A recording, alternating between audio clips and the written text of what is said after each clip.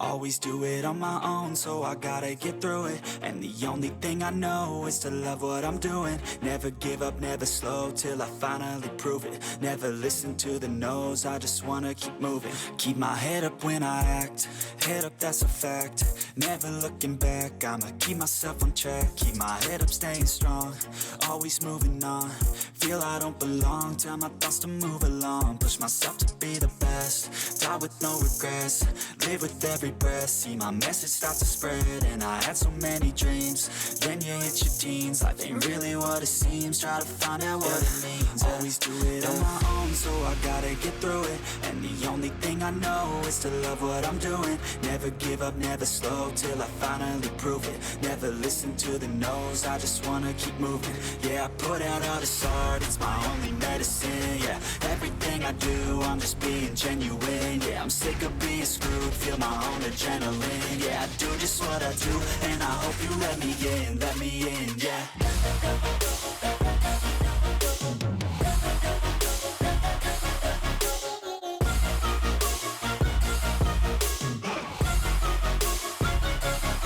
I'm grateful, oh yeah, able, oh yeah, I'm stable, oh yeah, no label, oh yeah, you know me, I have only a path, I'm lonely, but damn, I'm going to win. I don't want no fake love, I want the real stuff. Everybody listen up, cause I'll only say it once. I'm gonna show you all the path, if you want it bad. I'm gonna show you where it's at, yeah, how you can get it back. Yeah, cause I ain't never done, I'll be number one. Working hella hard until I get just what I want, yeah. Rises like the sun, yeah, fatal like a gun. Shooter's gonna shoot and I'm gonna shoot until I won, yeah. Always do it on my own, so I gotta get through it. And the only thing I know is to love what I'm doing. Never give up, never slow, till I finally prove it. Never listen to the no's, I just wanna keep moving. Yeah, I put out all this art, it's my only medicine. Yeah, everything I do, I'm just being genuine. Yeah, I'm sick of being screwed, feel my own adrenaline. Yeah, I do just what I do, and I hope you let me in, yeah.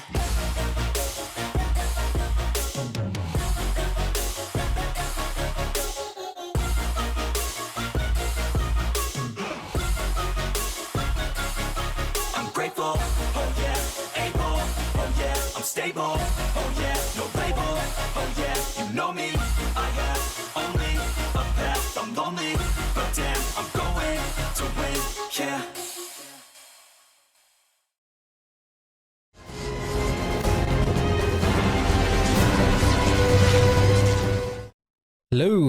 Hello, welcome to Second Extreme, a really special episode of Second Extreme. We have a guest today on our stream, and we are doing kind of like a podcast and kind of like trying out new things, but also really interesting conversation, and see how it goes. Let me turn on some music first, which I forgot, which would be the start of any first stream.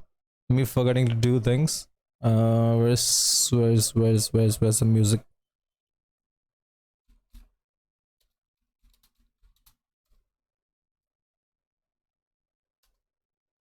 Let me turn on some music. How you guys doing, by the way? Welcome, Levi. Let me turn on some music in the background while we can have a conversation. I'm doing good. Nice. Let me change the quality to 144p. Okay, here we are. Let me start the Zoom meeting. I don't know how it will go. I really have no idea. I'm kind of nervous, not gonna lie, but we'll see how that happens.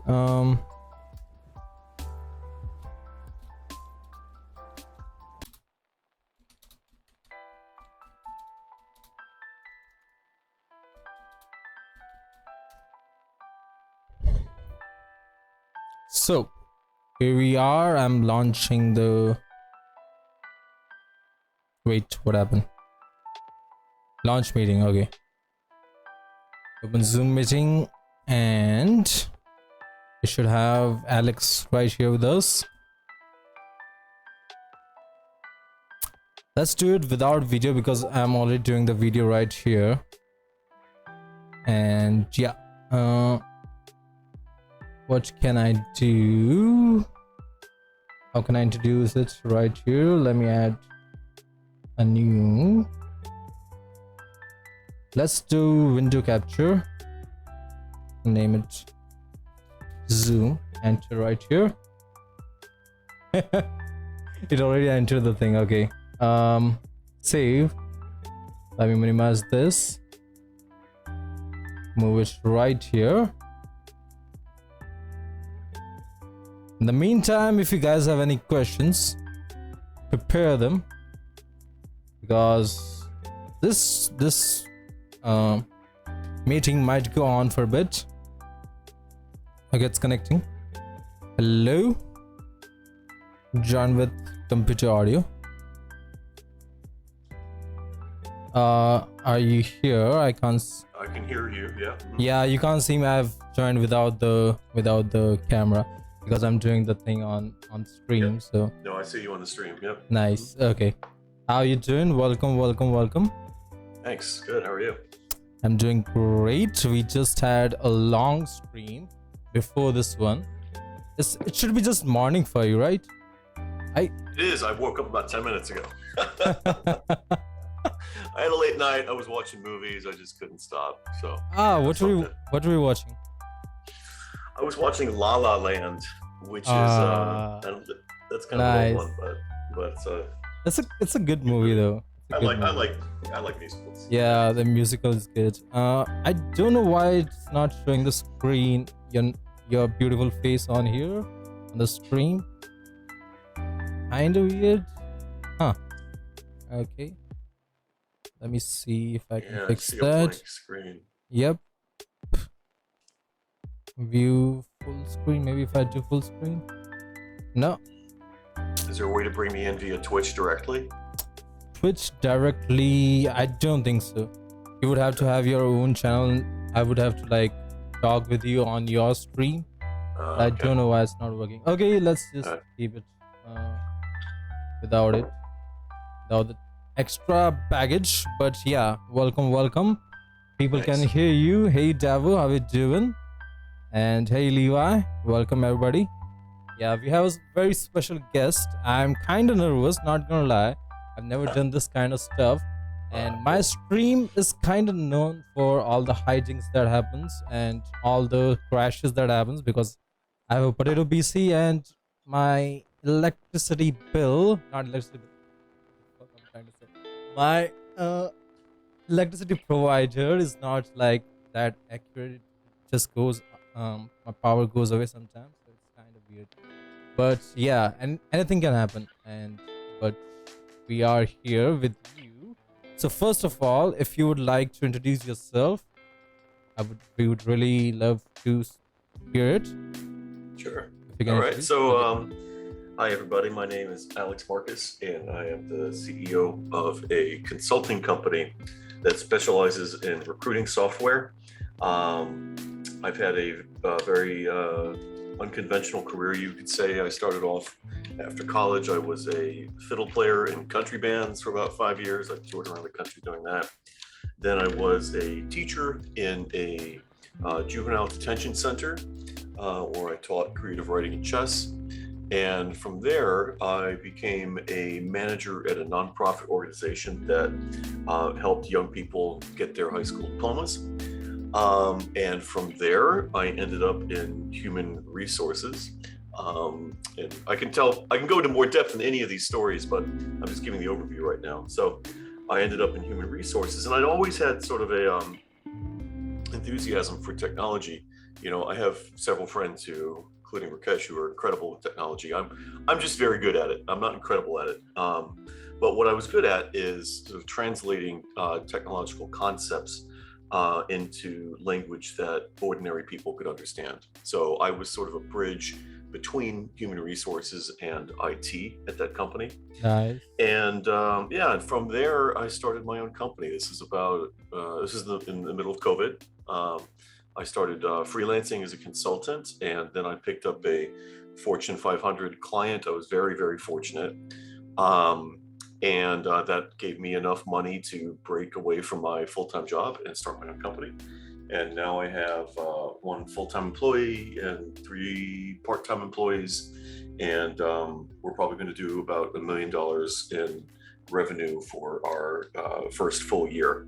So it's not profit, that's just revenue, big difference. But it's we've just had incredible growth, and it's been an incredible journey. And I see the journey of business ownership as an inner journey as much as building a business. It's required me to grow a lot, and I think people don't realize that that's a big part of the adventure. You have to really face your demons and grow as a person if you're going to be successful. Yeah, that's a good introduction. I would say my introduction is like really weak compared to that, but I'm still like trying to figure out. Hey, welcome, Spear Wagon. How you doing? Yeah, I'm kind of doing a low-key interview type. Not an interview. We are just talking about anything that can Yeah. talking about anything that comes to mind. Just having type little bit type of podcast and like conversation.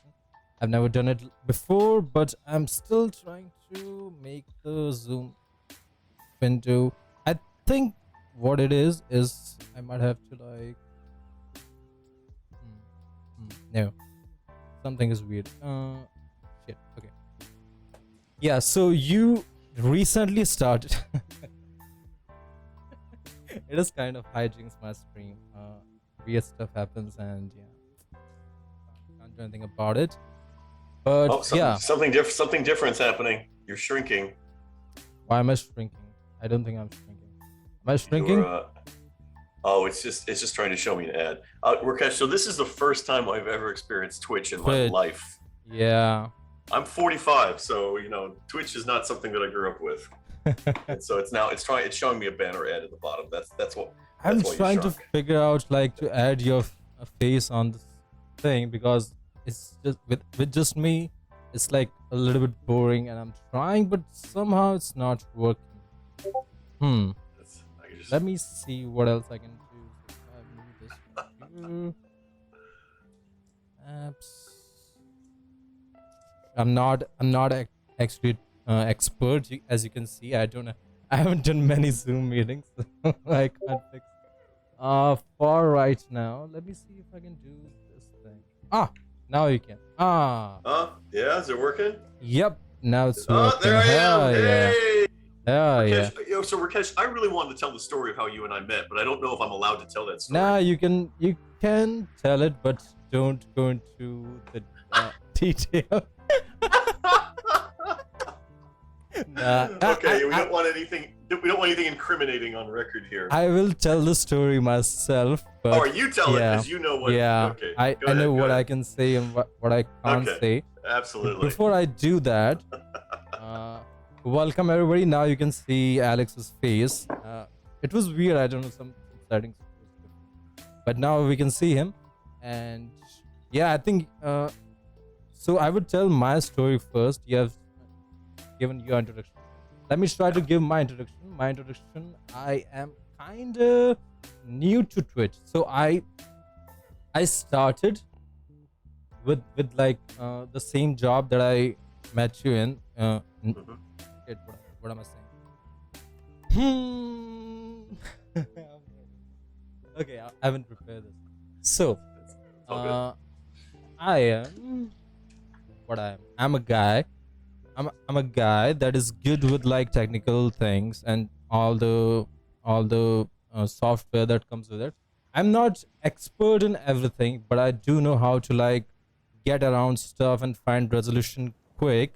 So I was hired by Microsoft not because of what I know, because the thing is they don't hire people if based on their like knowledge. They don't hire people based on the knowledge. They tell you this as soon as you join. They don't hire you because of your knowledge, because nobody can know everything. They hire you because of your like way of getting around things and Yeah. finding the resolution as quick as possible for Yeah. the rest of the people, for the issue that the customer might be facing. So I started after I kind of dropped out of college. I was like good in college, but I was not interested because some people go through college just to get the degree, and degree opens Yeah. up like many fields, many like jobs. I've been like what would you say, I've been like discarded from many jobs because I didn't have the degree, but I did Mhm. have the knowledge. So I would say it was their loss. I wouldn't say it was my loss, but whatever. Then I started working there. I wasn't working at Microsoft first. I was working at Amazon first, and I started Amazon after like dropping out of college. I started at Amazon. Then I worked there for like maybe 6 months. After that, me and my family went back to our old hometown, and we started our own kind of school in my mother's home village. So we started a business. So I can understand how like starting a business can be like tricky and like weird and stuff. But Yeah. then I branched out. I came here after I was offered the job from Microsoft, and I'm in a different city than my hometown. So I came here, but my family was still trying to like handle all the school stuff and related to all that. But then pandemic happened, and during pandemic everything had to be shut down, and this whole like investment in the school, that all just came crashing down. So that was a disaster. But hopefully, because I was working at the time in Microsoft, I was able to like help out my whole family during that I would say tense time for everybody, I would say. But I was like, I was so thankful for Microsoft about like being able to keep the job and keep working during like such a tough time for everybody, I would say, where everybody was like kind of losing jobs and like trying to switch jobs, not being able to work and stuff. It was kind of weird time. And you are saying that you started your organization around during that pandemic time, right? Yeah, I did. And I just want to call out one thing that you mentioned, which is that, you have the problem solving and creativity, right? And that's something that I find is a very rare quality and very valuable quality. And I'm very much the same way. And so while I am not an expert in any one particular programming language or what have you, it's not too hard for me to kind of figure things out between Googling stuff and watching YouTube videos, Yeah. and sometimes I forget that not everybody, not ev- a lot of people are not good at that. A lot of people don't know how to Google the answer to something, and it may sound silly, particularly to I guess a younger, more techie Yeah, yeah. audience, but there's a lot of people, particularly over the age of 40, who never really achieved a comfort with problem solving online, right? And I'll say even the tech support a lot of the times that I get, it's sort of like, I'll send you a link to an article you can read on this topic. Well, I could have done that myself. You know what I mean? Yeah. So anyway, the reason why I really responded to our first couple of interactions is because I saw that quality, that ability to just dive in and figure something out and not be overwhelmed or scared. That's an incredibly good skill. Also, I did end up finishing college. I dropped out though my first semester because I hated it. I Yeah. really hated it. And looking back, I probably would be a lot richer if I had dropped out and just gone straight into something. I mean, at that time, it was the early 2000s, and it was a perfect time to dive into technology, with or without a degree. So I think more and more people are starting to see that particularly if you're good with technology, there's no reason why you can't find employment, start a business. There's so many opportunities for you um, without necessarily getting a college degree. Yeah, that's exactly true. That's what the fundamentals of Microsoft was. But after some time, I would say, so what happened was I met Alex during my tenure in Microsoft. And Jason, yeah, I kind of already answered your question, so that's okay. But yeah, so I kind of was working and I was happy with my job. I was not like any distress or anything. There were some stress moments, but it was okay. I was able to like mm, let it go and keep it out of my mind. But afterward, after like, so we used to take around two chats at a time. So two customers would come in. I think I can talk about this. So two customers would come in, and we have to solve both of their like issues consecutively. No, not consecutively, at the same time. So it was like that in the beginning. Then what happened was, after like pandemic and all the things started to hit the uh, business process organization BPO companies, they started to let go of people. So they started to like let go of more and more employees, and that made the work for the rest of us a little bit harder. Like Mm, all of their the like customers would come to us, and our managers and people like would start to encourage us, like take more chats at one time. They would go for like maybe try three. Okay, try three mm, today. So try three at a time today. We would try, okay, we can do it maybe. Then after like getting used to three, they let go of more people. They were doing really like weird things, shifting people around and like moving them to different like different groups, and it was getting really weird. And they tried to enforce four chats at one time on us. wow. So Wow. handling three was like really tough, like handling three people at the same time. And you can't like, after customer like replies to you, you can't like uh let the customer waiting and uh, manage other customer while you're keeping that customer waiting. So keeping three customers occupied was really at a limit. And then they Hmm. went for like four customers at one time, because Mm, there were no people. They didn't want to turn down the business, but yeah. they also can't keep the employees for some Yeah. reason. So Uh, that was a really stressful time. And I was dealing with some other life related stuff, so I was like, I can either deal with like my job stuff, or I can deal with life stuff. So I let go of the job during that mm, time. And yeah, I've been like trying to see what I can do. I wanted to do YouTube from a long time. I started doing YouTubes, but I wasn't like getting into it for some reason. But I wanted to do YouTube for a long time, and the editing was the biggest problem, because you have video, you have audio, you have to like fix audio, then add audio, then cut, and then make it really enjoyable for the viewer. And that editing part took the uh-huh. longest. So I was not being able to get into that YouTube space. But I found streaming to be really relaxing. So I Mm, love to play games, but I was playing it alone. Before, like when we were little, I would play games with my brother, my bigger brother. But then he got into different stuff, so he wasn't interested anymore. So I used to just play games by myself. And I was thinking maybe I should start streaming. If you don't have to edit anything in stream, everything goes right to edited like directly, and so it would be really easy to start streaming, I thought. And then I looked at Twitch, and I really like the community that's around Twitch. So many people like start streaming on YouTube and Twitch, but they really enjoy streaming on Twitch because it really has its own kind of community and like positivity and people. There are some yeah. trolls everywhere, but that's life. But yeah, I've been streaming on Twitch for more than 8 months now, and I'm really enjoying it. I almost do it every single day. I want to do it every single day, and doing it like for like 8 hours or like 7 or 8 hours every day. I don't get tired, and I love That's great. all my followers, all my viewers who like watch and like talk with me during that time, and it's really fun.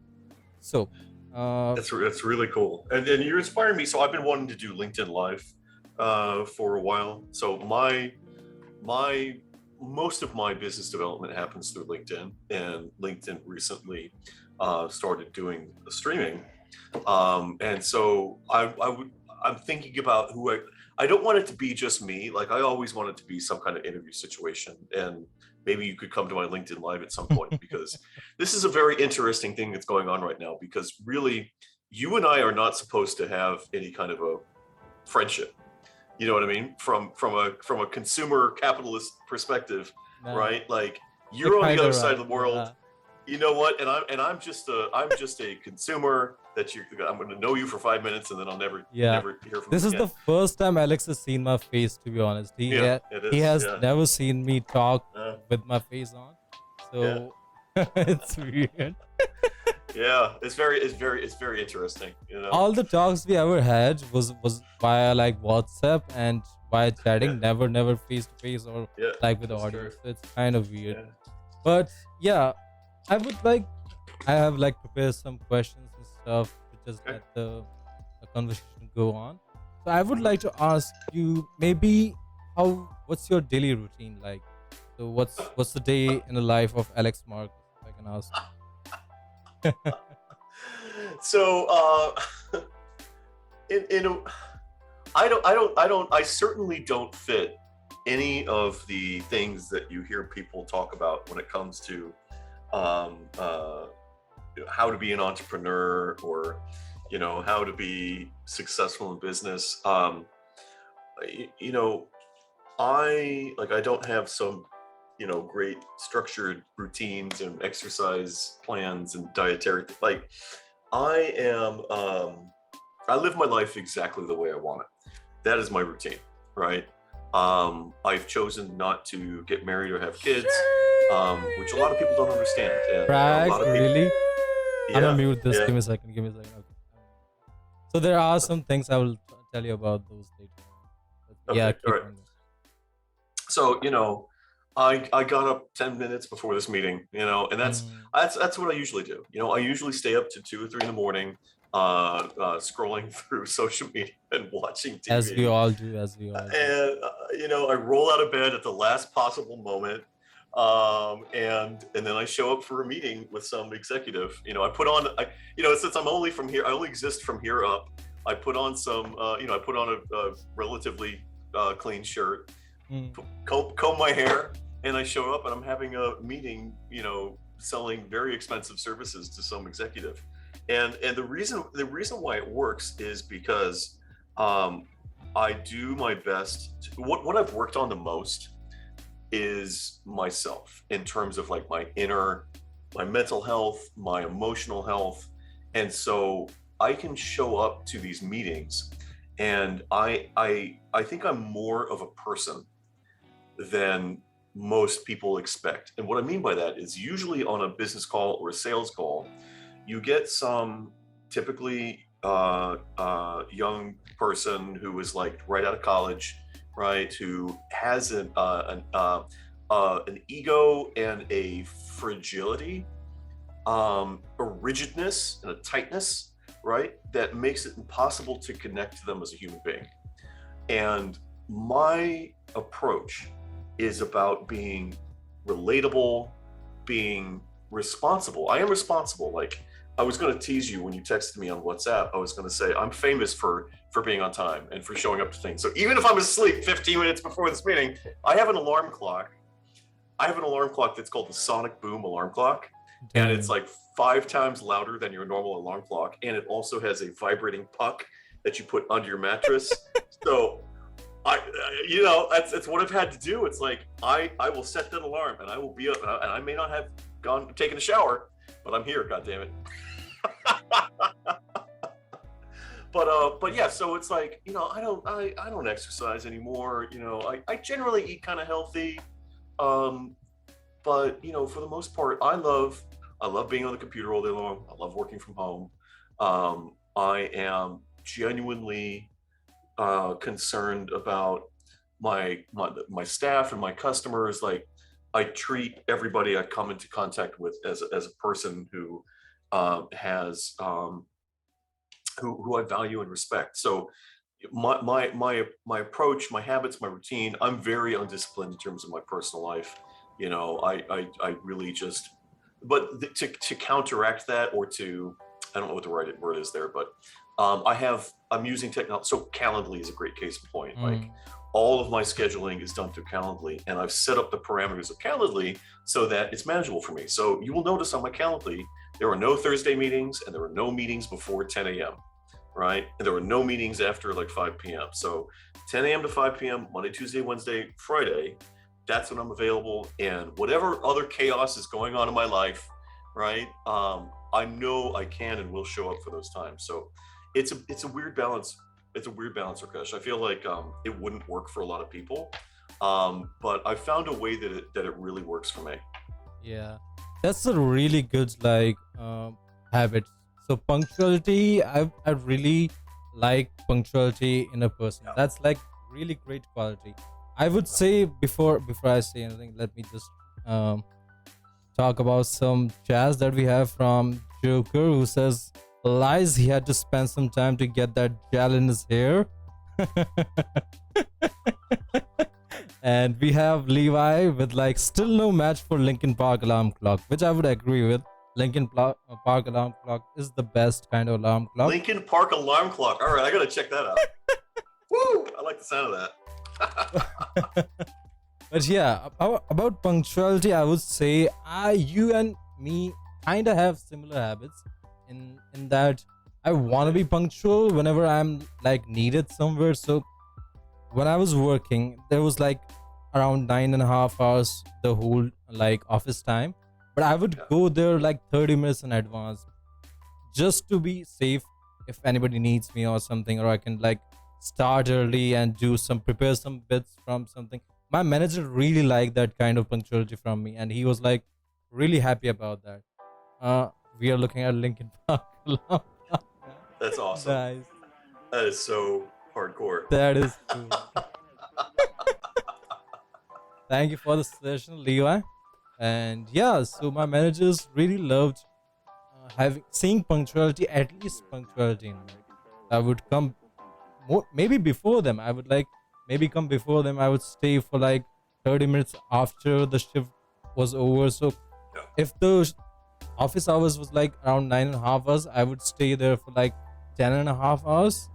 And my managers really loved that. And there are many things that I like about you, that I find interesting about you. So I know many people around your age. So, and they just don't want to handle any kind of technology, any kind of new stuff. And you like try to get into that and like try to solve it yourself. That kind of zeal and that kind of like problem solving capabilities. You have your own kind of like problem solving capabilities, and I really appreciate from someone who like tries to do stuff and not just depends on everybody else. And just like, first of all, you should try yourself whatever you have problem with, and if you then can't solve it, then you should go to someone else and like seek out help.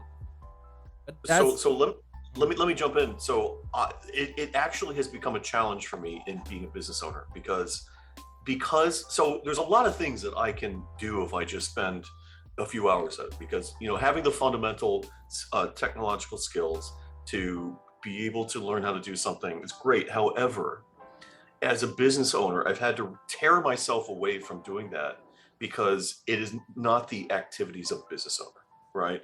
So for example, website.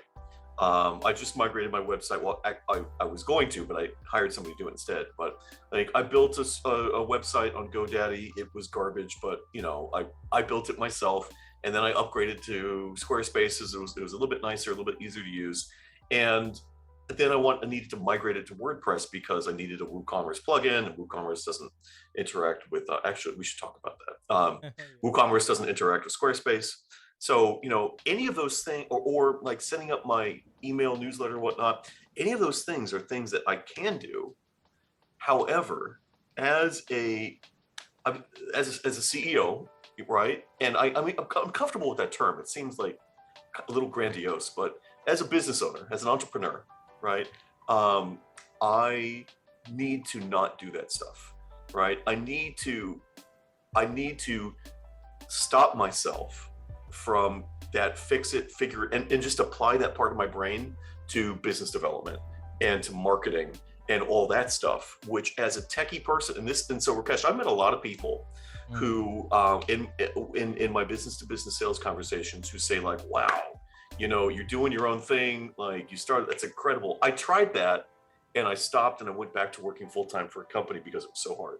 This is one of the biggest obstacles, is like realizing that when I'm working on learning how to do Squarespace or what have you, I'm working in my business. I'm not working on it. It's an important distinction. Like my job has now shifted from being a technical expert. And so backstory, I have a relationship. My whole business is built around riding the coattails of one particular company. This company is the biggest recruiting software company in the world. And so there's a lot of opportunities for me to help their customers, right? And so I developed a reputation for being extremely good from a technical perspective at working with that software, right? Now, however, as a business owner, I have to delegate those things to my staff, because if I continue to focus on the technical aspects of the work, like I still have I still stay in it enough to continue to be able to have these conversations with my staff and support them. But I have to refocus that creative problem solving on business owner questions instead of technical questions the way that I used to. Yeah, that's right. That's exactly right. So you have to trust your staff and the people you like employ in your organization to do the trivial tasks that you should not like have to focus your energy on, and use that energy to like focus on maybe improving the business and Yeah. things like that. Yep. That's more helpful for overall the organization than you just doing everything yourself. That's really really good insight. And moving on from that, I would say I would have one next question I would ask you would be like, how did you set up your organization going from like teaching to like in pandemic? You should be like, I think you're how no just tell us the process. How did you like go from teaching to like making your own organization and something like So what happened was I was working for a company as a manager. I was supervising social workers at a high school program. And the program was for kids who were, they dropped out of high school, but they wanted to come back and get their diploma. And I started to notice there were certain things. I loved being a supervisor, and I noticed that there were a couple of problems that everybody was dealing with, and nobody had a solution for. Those problems were budgeting and healthcare plans. So nobody had accurate, up-to-date budget information because it had to go through. They were using this antiquated accounting software, and you could only get information from like one specific person, and it took at least a couple of months to get it. And there were all these bureaucratic hurdles between me and knowing how much money I actually had to spend for this program, right? And so I created a spreadsheet in Excel that, looking back, it was very simple, but it was just incredibly useful. And I started using it, and all of a sudden I knew how much money I had. I'm dealing with the same problem now on a totally different scale of my business, but it's another story. And then I started sharing it with other managers in the organization, and they were thrilled. And in fact, 7 years later, I still hear about this spreadsheet. People are still using it, right? And then they also had several different healthcare plans. And I don't know how it works for you, but in the United States, most people, or many people, get their health insurance through their employer. Yeah. And so the employer offers a number of health insurance plans, and trying to figure out which one actually was the best plan for you is extremely difficult. Because there's so many different parameters. And so I learned Visual Basic, which is a Excel programming language where you can do all sorts of cool automations and things. And I created a spreadsheet tool where an employee could enter in their salary, enter in their number of dependents, the number of doctor's visits they anticipate needing. And it would say, in plain English, it would say, you should put this much money aside in this account, and you should select this plan, right? I should have made a business around that at the time, but I wasn't ready for it. there's and so I found a way to show the HR director these things that I had created, and he was probably the most important person in my career development, because he, although this was a nonprofit, which is sort of like a charity. I don't know if you're familiar with that model, but um, so there. I'm sorry, I got a Slack notification. Nah. Turn that off. Oh, yeah. So he had actually worked on Wall Street for some very large companies, and so he had a more experience, and he had a lot of experience identifying diamonds in the rough, you might call them, right? People who would be very good at something who maybe haven't had a chance to do that thing yet. So he saw that I had that potential. He saw that I was good at technology. He saw that I understood the organization. He saw that I cared about people, right? And he said, okay, if you want to try an experiment, you can come to the HR department and you can implement this recruiting software, and we'll see how it goes. And the rest is really history, because I loved that project so much. That it was the most complicated. It was the biggest project I'd ever worked on in my life, and I just had so much fun doing it. And I wasn't programming anything. Like I'm not a programmer. I am a system administrator and an optimization specialist, right? And so it was my job to a lot of things, but being a liaison between the software company itself and my company, training people how to use this thing, configuring it correctly. It was about a 6-month project.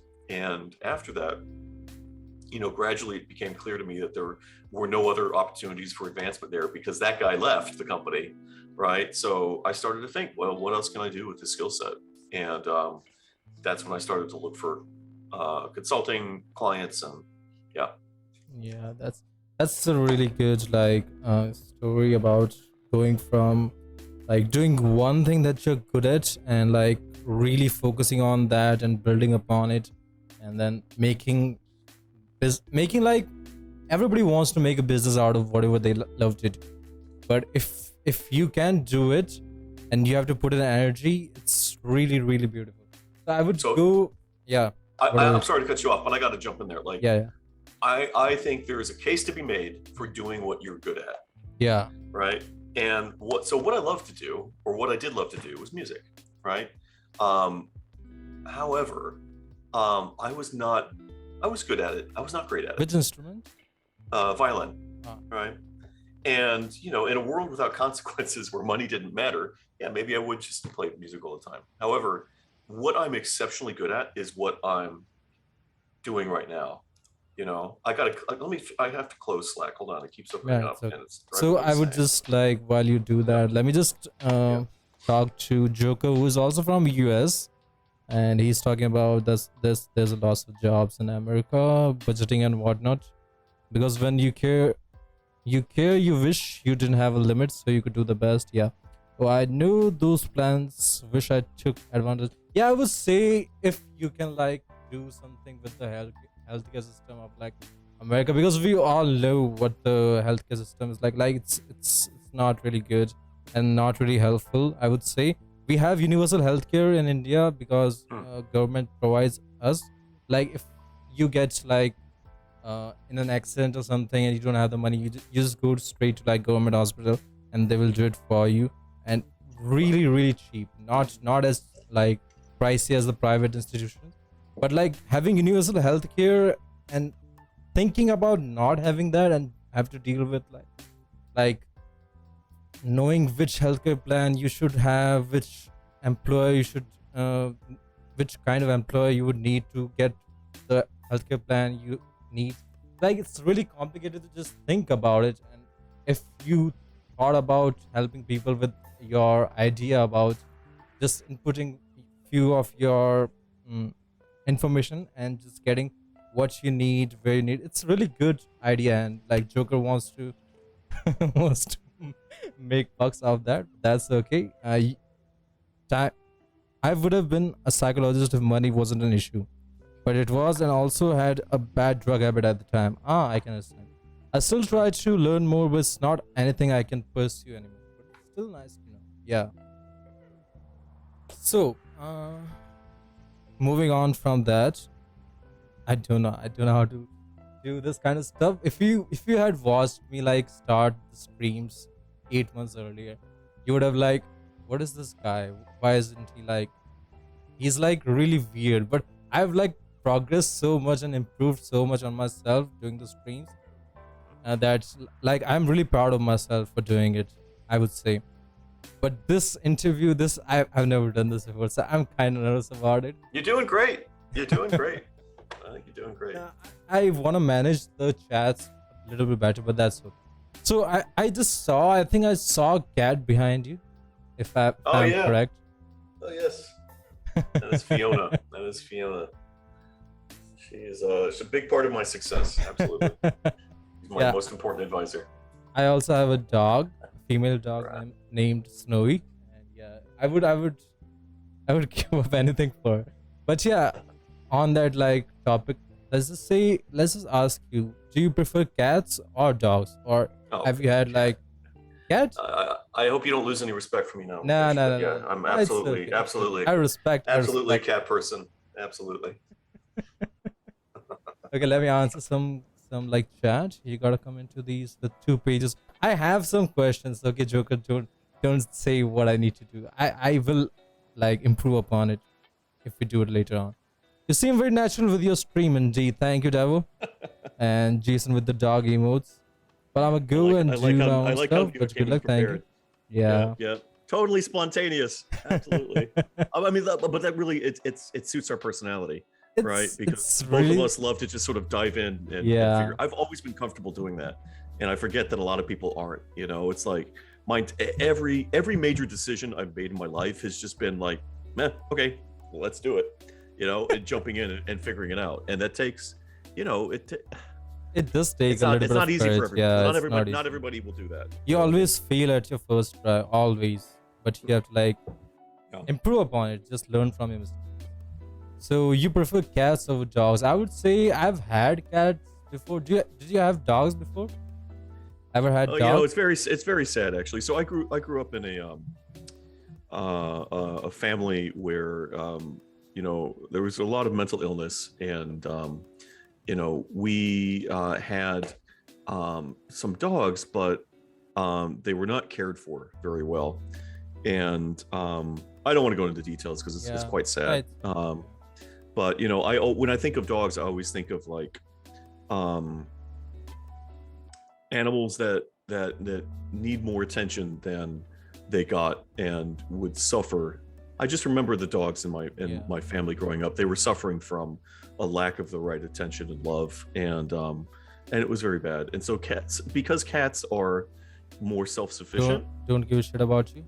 Pretty much. I mean, they do if they're hungry. Yeah, just for the food. Otherwise, they don't get it. It's just you know, if you don't give them the food, they can like fetch for themselves as well. If they can like find some rats or like birds. But I've always liked that about cats. Every once in a while, so I live in New York City. You know, if I might mention that. Every once in a while I'll see somebody with a dog and they just look so cute together, and they just look so loving and adorable. And the first thing I think of is like, well, how will I ever travel? You know, who's going to take care of this dog? You know, forget it. You know, the cat, I can just have somebody come in every couple of days and refresh things and scratch her back a couple of times and she's good. But the dog, it's like it's not as that's too much responsibility. It's just that I didn't grow up with a good model of what dog ownership would look like. Maybe someday, you know, if I had a neighbor who I could trust to like walk the dog and whatnot while I'm traveling, that would be fine. Yeah, so Joker is here saying cats scare. They just show it by saying hi, pat me, and I'll chill next to this window. Okay. Yeah. You also have cats, Joker? Do you also have a cat? Because I would say you're kind of right. I've never thought about this before, because all cats show like independent tendencies. So people who like own cats or like prefer cats over dogs are mostly, I would say, independent. I've never seen any dependent person who has owned a cat, and dependent persons usually do own dogs. So yeah, that's kind of true. I'm kind of dependent, so I do have dogs. But I'd like to be independent, but I like the idea of being able to like depend on somebody. I don't know. I tried to be independent, and I was like, uh, when I switched to Microsoft, I was like, after came here to different town, different city. I love the idea of being independent, but I kind of want to be dependent on somebody one day. So, Mm. moving on from like cats and dogs to the software that I want to talk to you about, ICIMs. I don't know the full form of that, but you can tell me what is it? What is it? And like, tell us about it if anybody wants The to know. software that I support, yeah. Yeah. So it's been around for I think 21, 22 years now. It's called iCIMS, ICIMS, and it's recruiting software. So if somebody were to go onto a website and go to the careers page, click on careers, look through the jobs, or if you were to go on Indeed or Google for That jobs. reminds me. So if you do one command that I've set up, so it Yeah. will have your LinkedIn and your website right here. If anybody wants to great. check that out, I've set that up. By the Yeah. way, I just migrated this website, so if you see a couple of little things, there's still some cleaning up that needs to happen, right? But most you of know, I the got most of the information is right in that, right? yeah, most of it's there. But yeah, you can see the different services that we offer. But anyway, so iCIMS, it's a huge company, and I think it's roughly $250 million in annual revenue, somewhere 1,300 employees. And so they provide all of the software behind that experience that a candidate would have when applying for a job. And so that includes, filling out the application, but it also includes marketing, right? So they have very sophisticated marketing technology that companies can buy. Includes onboarding workflows. It includes you can embed videos. You can do all sorts of things with the software.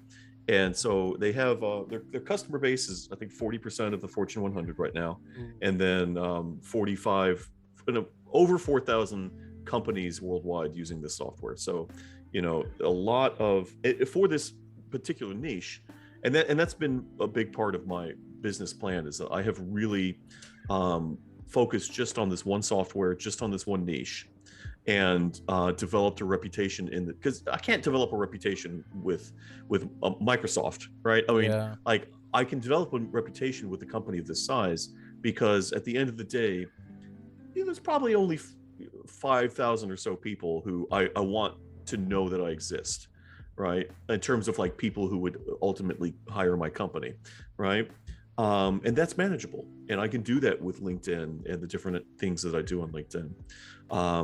But yeah, so all of the technology that goes into managing that experience of people applying for jobs, which, let's be clear, I mean, people still do not enjoy applying for jobs, right? There's so much that goes into it technologically that you'll never see as a job applicant that makes it incredible. I mean, between like GDPR requirements and all sorts of compliance and regulatory things that have to happen that result in your experience as a candidate being not that fun, right? So there's so many things behind the scene, and all of that stuff. Like I said, I'm not a programmer. I'm not programming iCIMS. That's iCIMS' job, right? And they do many things, but their primary focus is supporting that technology and developing and improving that technology. And so, the companies will come to me and they'll say, like, look, great technology, we're having a hard time actually using it, right? And so I bring my experience as both someone who's worked in the recruiting industry, but also as somebody who is very technologically skilled. I combine those things to help those companies use the software as effectively as possible.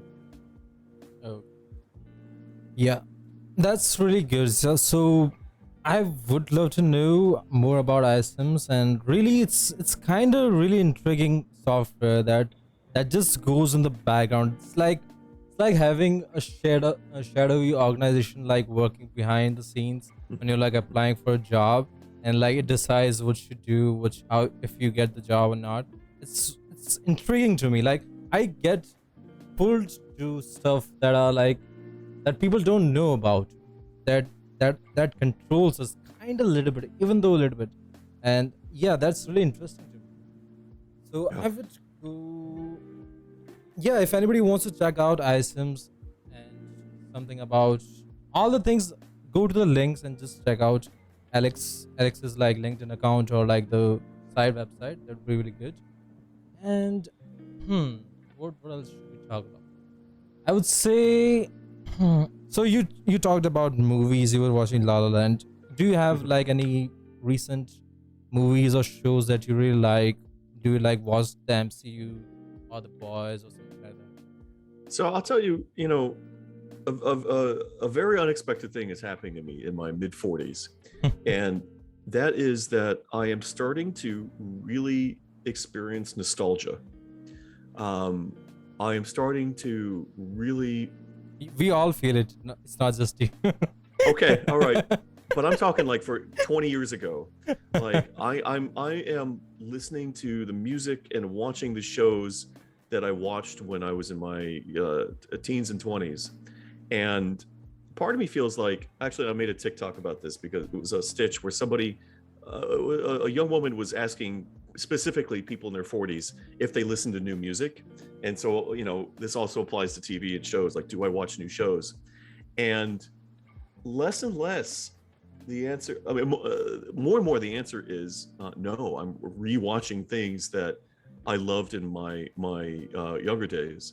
And I remember, and I don't want to be that person who's stuck in time, because I remember my parents just listening to oldies in the car, like from music from the 60s and 70s, and just being like, oh my gosh, like, move on. Like, the Beatles were great, but move on, right? But I feel that happening, and it's not a bad thing. It's a very sweet joy to be able to re-experience the same joy that I had 20 years ago. Like last night, for example, I was listening to some bands that I guarantee you have never heard of. I don't guarantee you've never heard of any of these people. Natalie Merchant, come on. Natalie Merchant? No. Right? I mean, you would hear this music and you'd be like, oh my gosh, it's awful. But for me, it just takes me, it's like a time machine. Yeah. It takes me right back to when I was a junior in college.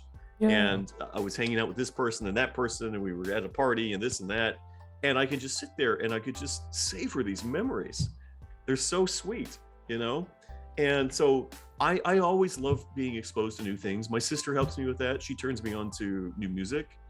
But with TV shows, I don't know. I'm watching like probably shows you've never heard of, like Curb Your Enthusiasm. No. No. The Wire. I've heard about The Wire. I know it's good. Okay. I know it's good. I want to watch it. I know it's good. I want to watch it. Old Star Trek shows like Deep Space Nine. Star Trek, yeah. I need to watch it, but I don't get it. Oh man, the new Star Treks, don't get me started. They're awful. But the classic Star Treks, so great. Same thing happened to Star Wars. Yeah, really sad. But yeah, I like all that. I'm just really enjoying revisiting those things. So I would say, let me before talk about the chat. Joker here is like having a session for you, Spaceballs. You will have a laugh. Watch Spaceballs. Yeah. I've heard about the movie. I haven't watched it. I also have nostalgia of 20 years ago when I was born. Nice. The Sopranos. Yes, I watched The Sopranos from beginning to end about 6 months ago. Levi, how do you know about Sopranos? How the fuck do you know about Sopranos? You're like, I know about The Sopranos? No. I'm talking about Levi. Oh, okay. All right. My mod right there. I'll say I live in New York, buddy. Like, yeah. The Sopranos. Yeah. No, it's like a gangster show, right? Sopranos. You have watched it, really, Levi? He's 18. I'm 25, and I haven't watched Sopranos, and he's watched. Bro, what? Wait, what? Really, Levi? That is the show. Of course, I was. So Sopranos is fascinating. I was like suggest you like about what you said. I would say everything changed after the pandemic. So people were living like alone and maybe like stressed. So they wanted to go to their like happy place. And for many of us, our happy place is like in our past when like life was simpler. We don't have to deal with some shit and like all the life stuff we didn't have to deal with. I would say that's why like we as youngsters, even though we are like 25 or maybe like 18 or something like Levi here, we still find joy in our early childhood. So you find joy in like your early 20s and stuff. we like find joy in like our early childhood, where we didn't have to like worry about our high school or college or anything, or like jobs and stuff. Mm. That's I would say one of the reasons which like started all the nostalgia and the people around us and in ourselves.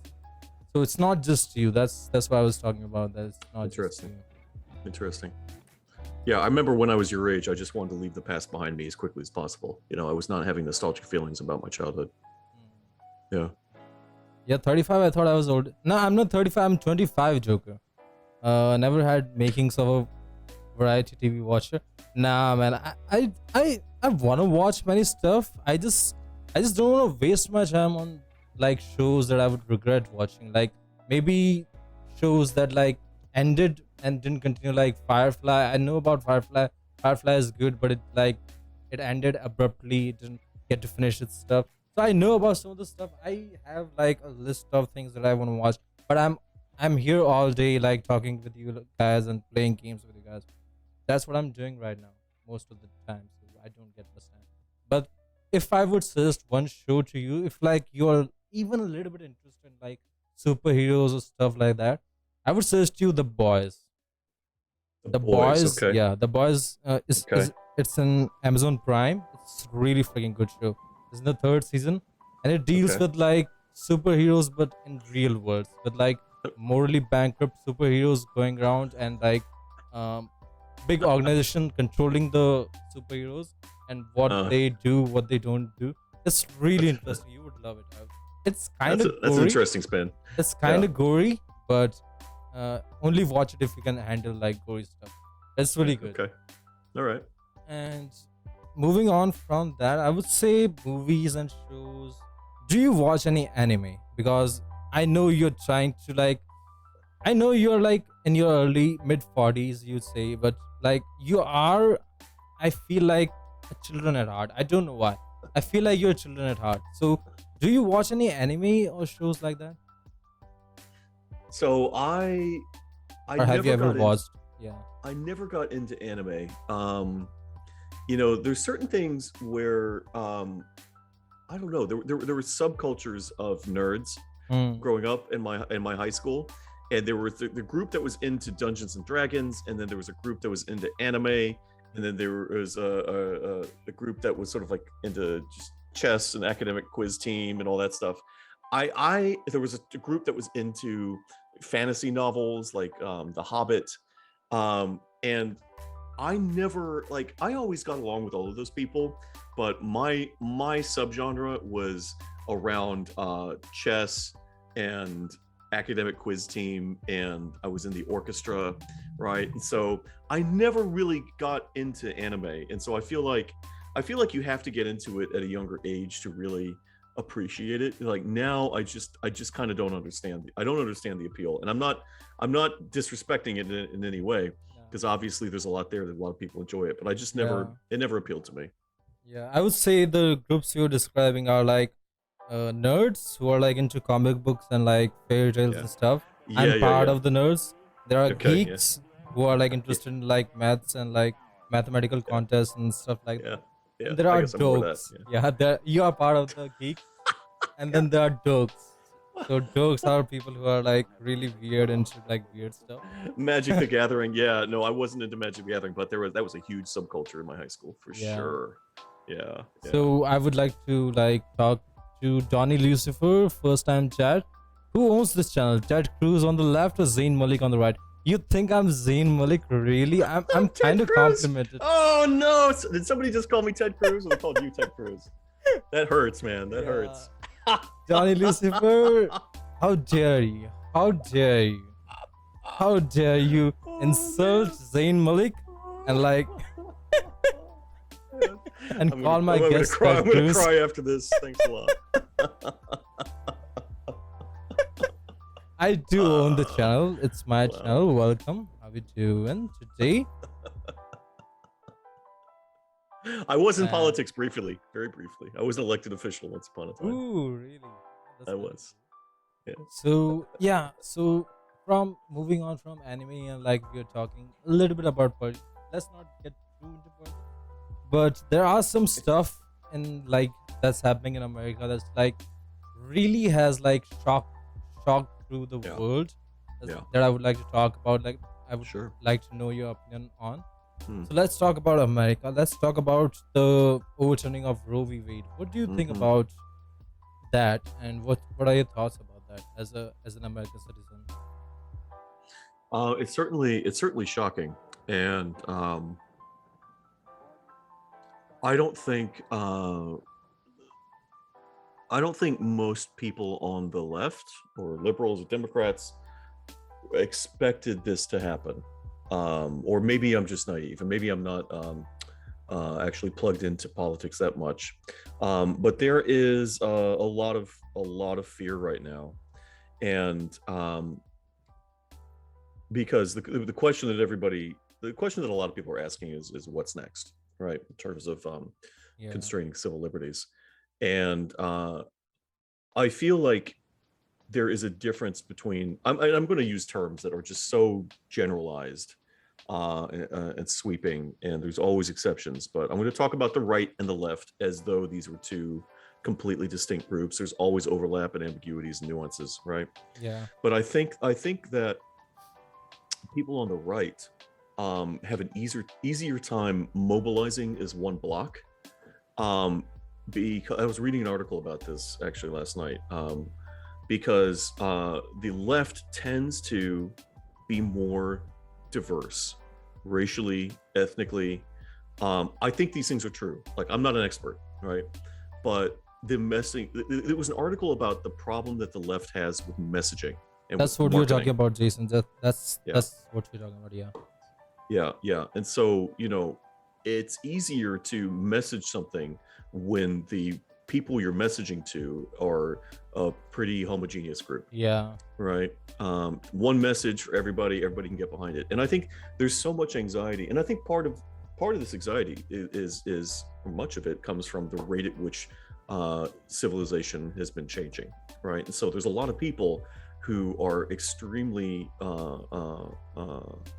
anxious about that, and they want to have one answer. They want the comfort of one answer. And we used to have a culture where there was one answer, and yeah, there was maybe two or three news outlets, right? Let's think about the 1950s and 60s, when my dad was growing up. There are probably three major news networks: channel ABC. 6 or channel something like that. Yeah, Yeah, exactly. And so everybody was kind of getting their information from the same place, right? And so I think there wasn't the same sort of anxiety around what is actually true, right? Now there's so much anxiety around what is actually true that a lot of people are drifting to answers that are unambiguous, because tolerating ambiguity, it requires an ability to sit in a question, right? And to be comfortable without having a clear fixed resolution that is easy to point to. And you see this a lot. So one thing that TikTok markets to me a lot, not markets, but the TikTok algorithm. I love TikTok, by the way. My sister got me into it last year, and I'm using it way too much. But I find it fascinating because I get to see things that I would never see otherwise, yeah, and cultures and things like that I would never be exposed to otherwise. The one thing that I see a lot that I don't actually like is people who are from the left interviewing people on the right, and the point of the interview is to make them look like fools and to expose their ignorance. So I'll give you a good example of this. There was one guy who was walking around with a book that appeared to be the Quran, and the cover said the Quran. And so he would walk up to somebody, typically a white person in their 50s or 60s, and they would read a passage from the Quran, and it would say something about, like, something very misogynistic, like, Yeah. the Old Testament is full of all sorts of, like, really wild stuff, right? And so they would say, like, the Quran says that you should be able to beat your wife, or whatever the case may be. Not a biblical scholar, not an exact quote, right? And then they would say to the person, well, what do you think of that? And the guy would say, like, oh, well, that's awful, Muslims, right? And then he would take the cover off, and he would say, oh, this is actually the Bible, what do you think of that? And, like, Yeah. oh, the person would be pissed off and walk off. Yeah. Like, I don't, I don't think that I feel like I see a lot of stuff from the left that is merely patronizing and dismissive and dehumanizing, and there is no attempt. And I don't know, look, maybe we are at that point where it's just going to be, a culture war. Division. I hope Yeah, not. yeah. Division.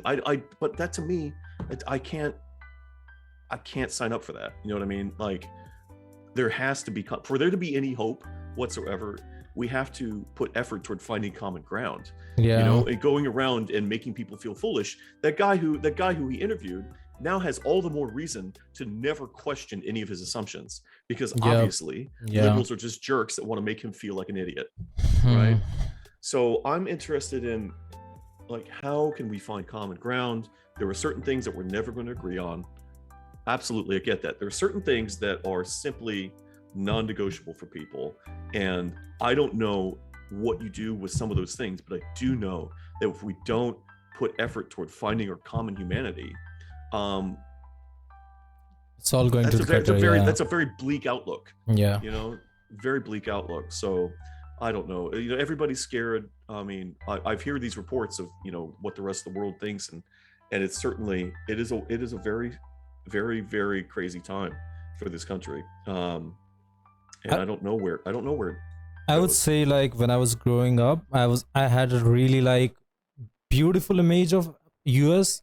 I always wanted to like visit US because we were like consuming the content from US, so we wanted to visit US and just enjoy the freedom. I would say the freedom was the most important part, I would say, of like living in America. I would say the diversity and all that stuff, all that good stuff. The thing is, left and right, whatever they think about. So I usually don't want to like get into the politics most of the time. It's really like it divides us more than it like makes us like together. And I'm like sitting here in India and talking about politics in America. So I don't really have the idea of what actually is going on. So I don't like to take sides between left or right. But I would say I move more towards like different, like many people. I forgot the word you just said, of like many people, different kind of people in the same place. What's that word? I forgot. Diversity? Yeah, diversity. I move a lot toward diversity. I don't like people left out. I would just say that. Even if it's like on the right or on the left, I don't want people to like divide more. And at the moment of time that we are in today, we really have to figure out what's going to happen like 100 years or so. And like there are so many crises at hand, and we fighting among each other is really not helping at all. So overturning Roe v. Wade was like, I would say, I'm just gonna say it's a really stupid decision. It's really a stupid decision. I'm totally against overturning it, but yeah, I can't do anything about it. It's like it's traveled through the whole world, and everybody's shocked what happened. And Jason is here saying, yeah, there's good argument for both sides. Yeah, I don't want to see the term I would say it is like echo chamber. I don't want to go in one particular echo chamber. Whenever there's a conversation between left and right, and both are civilized and both are talking about like one common goal, it's really beautiful to see, and it's really intriguing to see. I don't want to go in like one echo chamber of like left or one echo chamber of right. But not many people share my kind of thoughts in like US. I would say that's why there's so much division. But whenever I watch something from the left where they have conversation with the right, that kind of videos on YouTube, I see a lot of comments and people like talking about, we do want this, we don't know. The people that are in power are like not really understanding what we common people like have majority as a society, what we need to do. Like it's all about that stuff. I'm not really eligible to talk about all of that stuff, so I'm gonna stop. But there's one more topic that I want to talk about. That is like the gas prices that are rising in Well, US Rakesh, right now. Yeah. before you go there, can I make a couple Yeah. comments? So first, somebody said that we need alien invasion for us to join together. Oh, you are reading the chat. Well, Nice. yeah. Ronald Reagan, the former U.S. president in the 1980s, said something very similar to that. If you YouTube it, I'm sure you'll find it. But also, I did an experiment, a social experiment in New York City. So I went to the Trump bar. There is a bar and restaurant in a Trump building, and if it's not clear by now, I definitely lean left. Although I don't associate myself 100% with things that are stereotypically left values. However, generally speaking, I lean left. I went to the Trump bar. This is about 4 or 5 months ago, and I just wanted to see what that would be like, and talk to people there and see what they thought, and see if there was a possibility for me to find some sort of common ground and to connect as human beings. And it was really, really fascinating. And so I had two conversations. One was with the bartender, who was a woman in her 40s, who told me that and by the way, Rakesh, do we have a time limit here? We don't have time. I just Okay, go on great. ramble around for like great. hours. Great. I have nothing else to do today, so Nobody cares. So yeah, we can All right, talk, great. yeah. So the bartender told me that she had voted for Obama, and I think she'd support Clinton. But then when COVID happened, she started watching a lot of videos, and her mind was changed by these videos when she saw the light about how the world really works, right? And then she became a Trump supporter. And I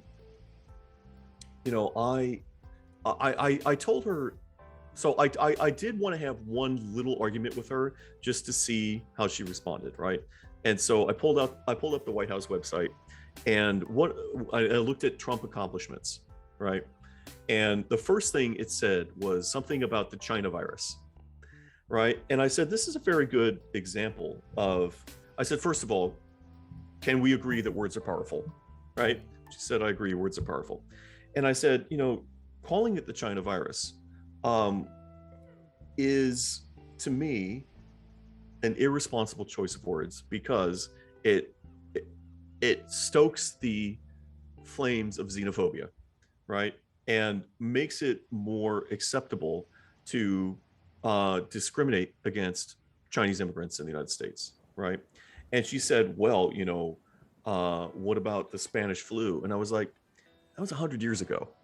And she's like, well, all sorts of diseases are named after places of their origin. I was like, name one, aside from the Spanish flu. And she couldn't, right? But I didn't want to continue down that path, because the point of that conversation is just for me to prove that I'm smarter than she is. And nothing, even if that's true, and nothing comes out of that except for one person feeling smug and righteous, and then the other person feeling angry and annoyed. And so I was like, you know what, like, and she started to go on and on. I was like, you know what, you obviously have studied more about this than I have. Like, I don't actually really want to argue with you, because like, I'm tired of it. I know in my 20s, I loved arguing, and like nothing felt better to me than being right. And to like defeat somebody's argument logically and whatnot. It didn't bring me any closer to people, just made me look like a know-it-all. You know what I mean? So, we went back and forth, and she said, well, and I said, and I said, look, I remember when Obama got elected, and he did not shut down Guantanamo Bay.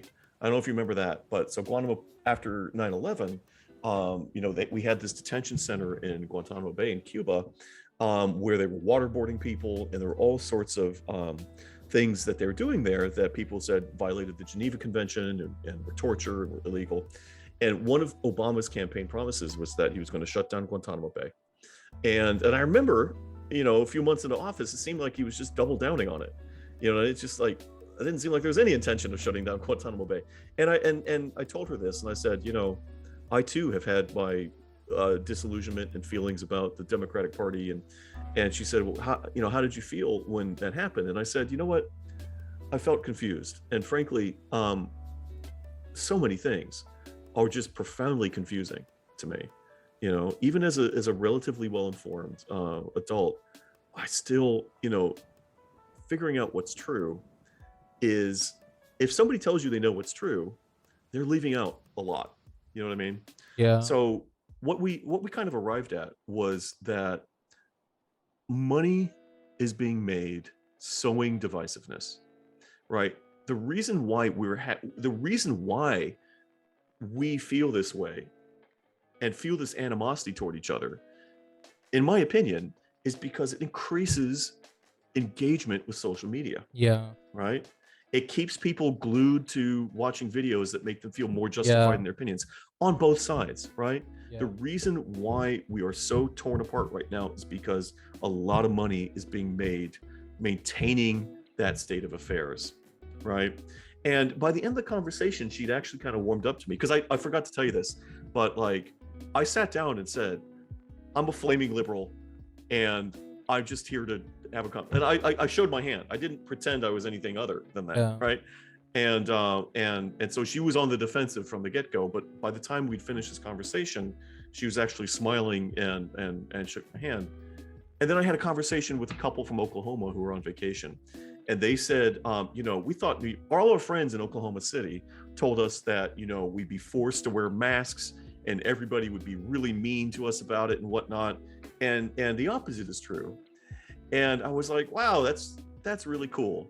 It's cool that you came here to figure out what New York City is actually about, right? Because the filter bubble that you live in is telling you something very different from what is actually the case here, right? So, they had the courage to come here in spite of what their friends are telling. Their friends are basically saying, don't go to New York City. It's some kind of like awful police state. But, the United States is so many different things. Yeah. And to make generalizations about how it is over here, Rakesh, if you come to New York City, you're gonna have a much different experience from if you went to, rural Ohio or something. It like night and day, totally different experiences. And, if this country is going to continue as one cohesive unit, we need more people reaching out and trying to find shared humanity, so that you can't demonize the other side, right? Like, even if I just can't respond to that. Like, I can't demonizing other people. It's just like, I think there are very, very few people in this world who are truly evil. A tiny number of people who are truly evil. Everyone else is making the best decision they can with the information that they have, considering the influences they've had on them as children and their culture.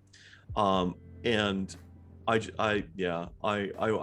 want to find common ground and see what's possible, instead of just like making fun of people and feeling even more righteous in my beliefs. Yeah, that's one of the big reasons. That's why I use the term echo chamber. Like, I don't want to get into a particular echo chamber, and I would say many people were times were really confusing, and like a virus was running rampant around the world and they didn't know what to do. They kind of gravitated toward like echo chambers because they felt a little bit comfortable with the people that has similar mindset to them, and that is like a trap. And I would say like most of the people are not like really bad, or like most majority of like Americans are really cool people. I've heard stories about like people who were really nice to like people from India going there and like visiting, and like they thought they would like get racist comments or something like that, but they really had a good time. Like, people were really nice and warm and things like that. But some people who are in the power, I would say, really mess up or screw up things for all of the people right now. And the social media companies, because America is like a capitalist society, I would say that capitalist mindset is the thing that's like feeding on the American people because of like social media and stuff like that. There is a great quote from Mother Teresa. I know not everybody thinks she. Good luck on understanding our terminology. What terminology Uh, do you want me to understand, Joker?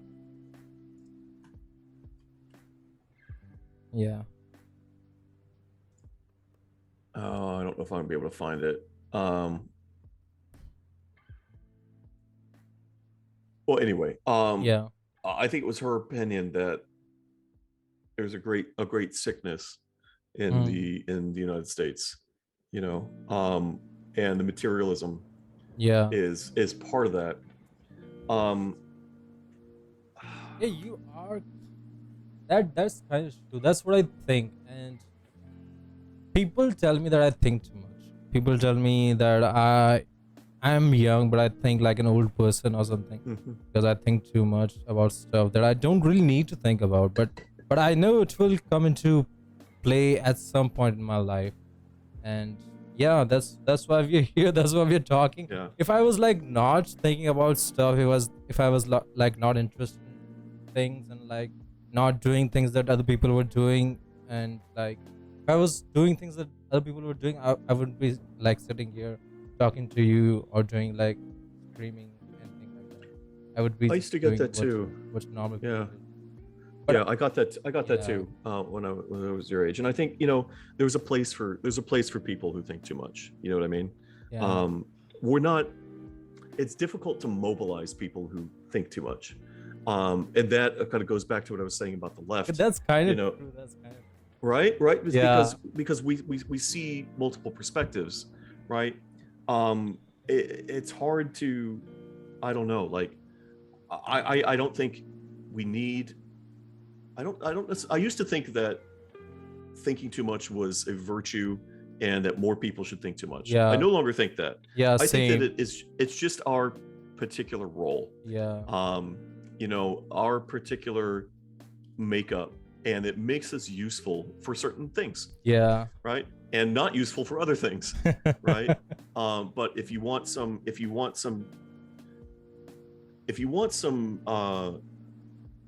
thoughts that are not cookie cutter robotic sort of beliefs that have Yeah, been fed to you, yeah, go to somebody who thinks too much, yeah, right? And yeah. and use their perspective to inform your own perspective, and then let them go back to playing video games. Oh man, oh man. This conversation really hits different because I agree with you on it 100%. I think a lot about a lot of things, and I think too deep. And people say, "Why do you think too deep? We just need to do stuff and like not think about it too much." And I would say, like, some people needs to have that kind of mentality. Everybody can't be just Right. impulsive and do think that whatever comes to their mind. Everybody shouldn't be like that. And I wouldn't say that everybody should be like us. Everybody should be like thinking too Right. much, or nothing will happen in the world. The world Exactly. will stop working Exactly. because Exactly. we can't make making decisions is the hardest part of like the mentality of a person who like thinks too much. Very true. Very true. And Yeah. Joker, to address your point, I do know about all the different accents in US, in Texas, or like I consume so much content of US. I know mostly about everything. I But yeah, there are different accents and stuff. But yeah, you don't need to tell an Indian. Yeah, okay. We have many like Indian people and some from US in the chat. It's not really that big of a Twitch channel. I'm like trying to improve. It's been 8 months. We have like more than 220 followers now. It's really hard to get followers on Twitch, and I'm really happy about. We just hit 200 in like week or two ago. On that point of view, you like doing your music and stuff. You really like your doing your violin and stuff.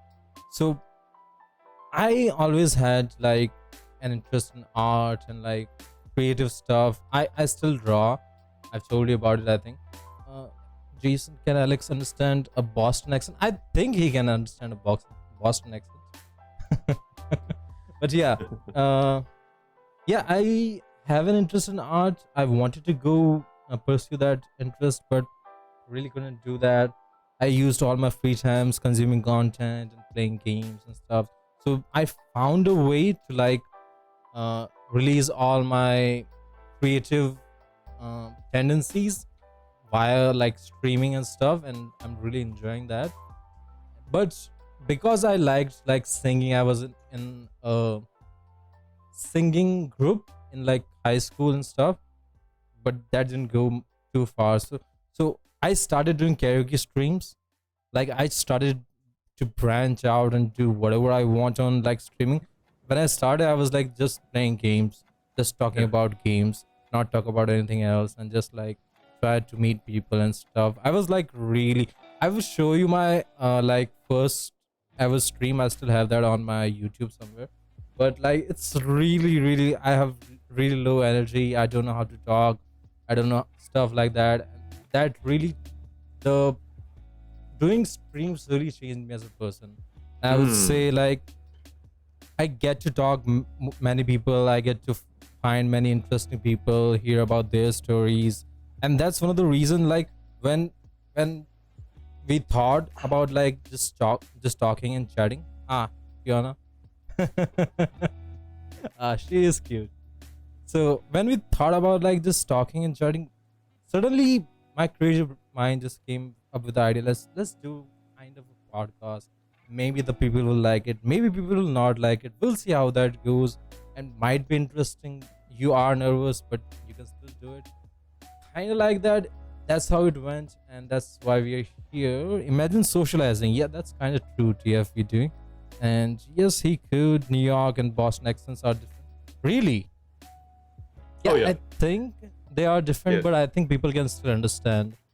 I think So Texas the accent only is the, yeah. the only accent that I cannot understand consistently is Scottish.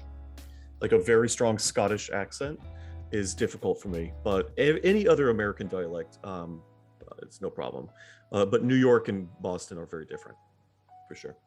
Yeah, so I think I would say like what was I saying? I don't Or I guess you could say also Jamaican English. That can be very difficult. If so, there are levels of Yeah, Jamaican English, and there was I saw a great video on this, and it was a guy, Jamaican guy, speaking at the different levels of yeah, understandability for other American dialects. And he started up here, and you could totally understand. And by the time he got over here, that's it really was cool. so idiosyncratic that I had no idea what he was saying. Yeah. Yeah, so I would say like I've talked to few people. Like so when I was talking about being independent, I liked being independent. I really enjoy that stuff. Like not depending on anybody and just doing stuff your own way, however you want it, and like just doing stuff your way. And I was at that point that I really like being independent. But then I like wanted to travel. It's my like dream to go to Japan for some reason because I'm really into anime Yeah. and stuff. Yeah. I'm a nerd, you're a geek, you can kind of understand that. But it's like my dream to go to Japan. I really wanted to go to Japan, and when I was in that independent mindset, I wanted to go alone, really. Mm. So I tried to like experiment.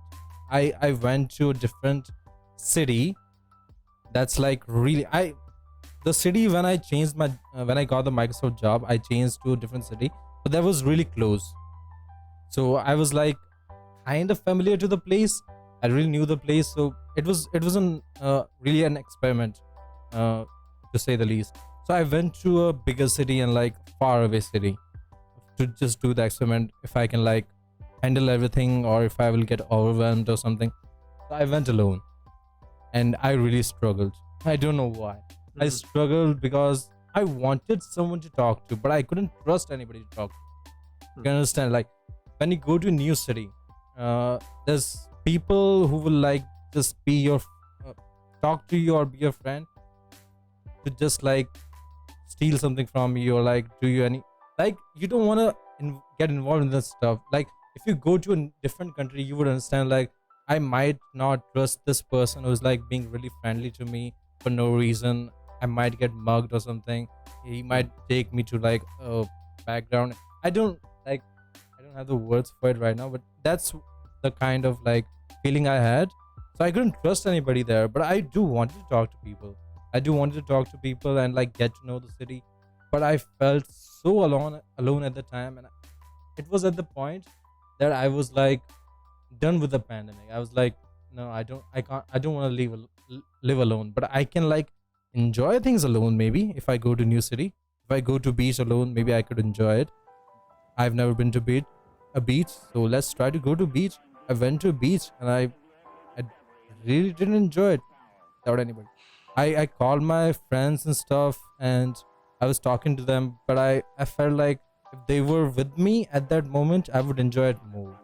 So I that's one of the mentality that made me like stream, because I wanted to meet more people and have more people talk to me. I get to know more people. So if I ever try to like visit other stuff, so if I wanted to visit Japan, maybe if I go to Japan after some like years or something, if I have some people there that I can talk to, that I can little bit socialize with, Hmm. I would be really okay with that.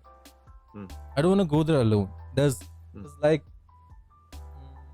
foreigner mentality in Japan. So there aren't many foreigners in Japan. 99% of the population is Japanese and stuff like that. Mm. So if you don't have anybody to talk to, and if you don't have anybody to like connect with, you will feel more alone. That I felt going to a different city, where at least I can talk to people in my own language. If I go to Japan, I can't even talk to people, so I would feel even more alone. So by doing like this streaming, I found people who are in Japan right now. I've made friends with them. I found people like from other places, and if I ever visit them, they are like, really come here, we'll show you the city and stuff like that. So that really helped me doing like streaming, and that really helped me find the purpose of like going to, I really wanted to like travel the world and like see stuff, but I don't want to do it alone. So that's where my mentality changed. I would say that Mm. that's where I went from like being independent, liking being independent, to becoming a little bit dependent and enjoying being dependent, I would say. Mm. Mm. So we were talking about America, and I put forth one more like topic that I had in mind about gas prices. So you say that you are enjoying just working from home, and like that's good to have like work from home when the gas prices are like going so high, and like Mm. other stuff. So what is that like for you? I would ask. So living in New York, it kind of feels like a bubble, you know. I don't own a car. Um, I have a driver's license, but I almost never use it.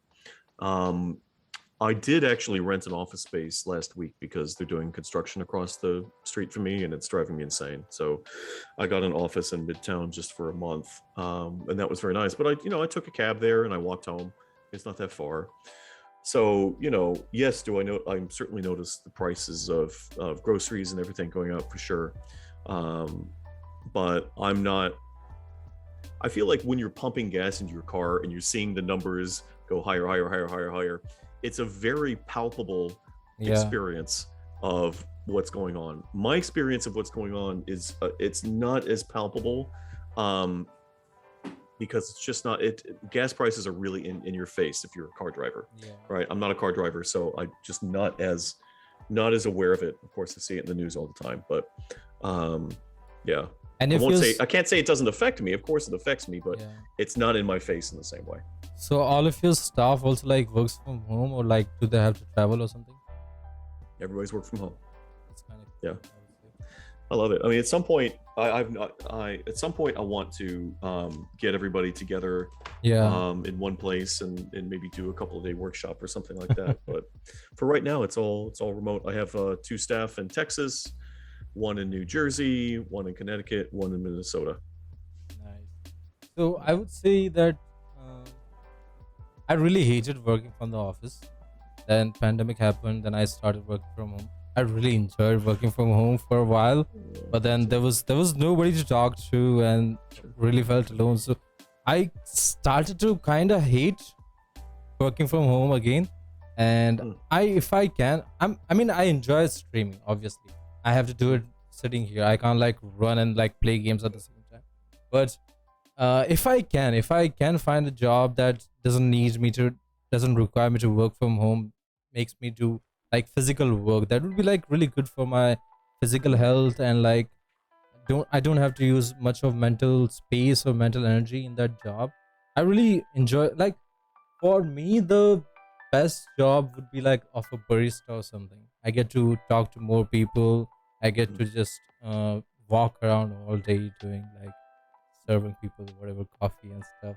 I like just talking to people. I do think that getting a barista job is like really cool job. I would say. But that's Yeah. kind of That's- what mentality I'm at right now.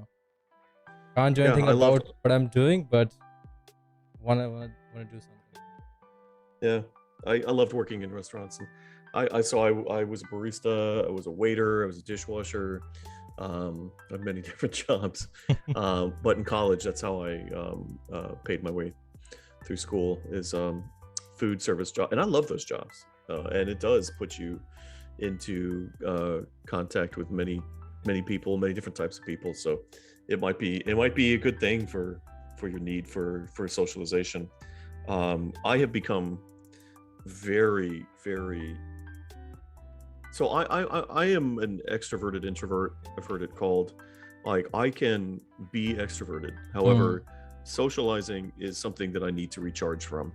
Yeah, It that's doesn't true. That's yeah, it doesn't give me energy. And Yeah. so like I try to socialize once a week. And here's my formula. I set up two appointments with friends, and one of them will always cancel. Mm. And so then I'm left with one appointment.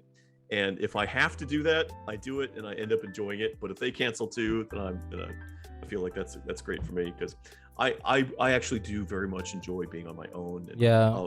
I go to museums, movies, restaurants all Yeah. by myself. It's not that I don't like people, it's just that I don't get energy from socializing the way that other people do. Online, it's a little bit different. Like, Yeah. I don't feel like I'm going to be drained after this conversation for some reason. I think a part of it is I think I'm very sensitive, and so I'm very sensitive to everything that's going on in the social environment.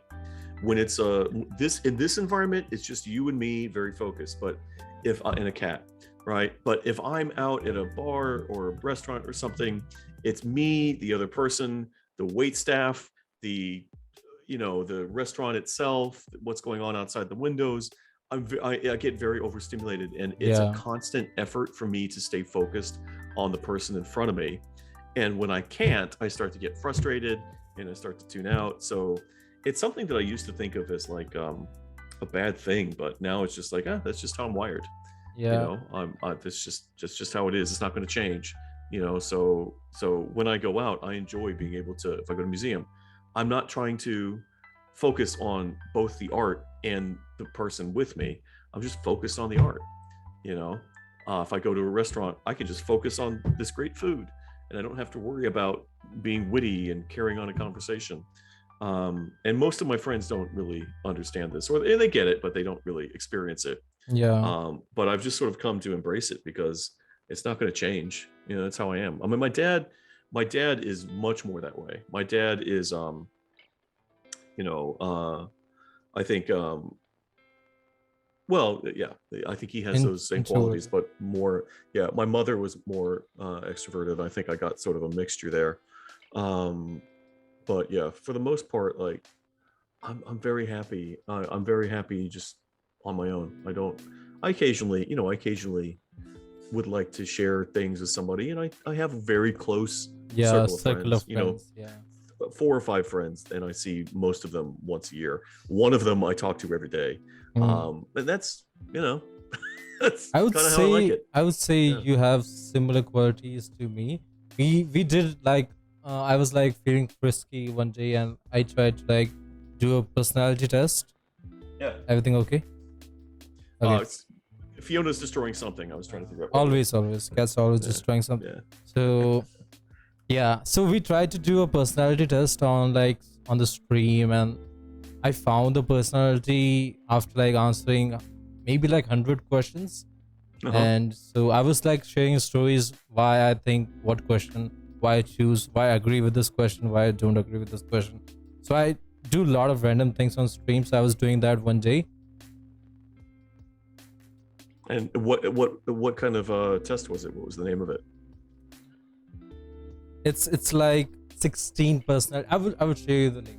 We made some other streamer do it as well. So we found out all the things that you're saying, that's kind of in the same personality vein of my personality. I Uh-huh. like I like the company of myself. I Give me a second.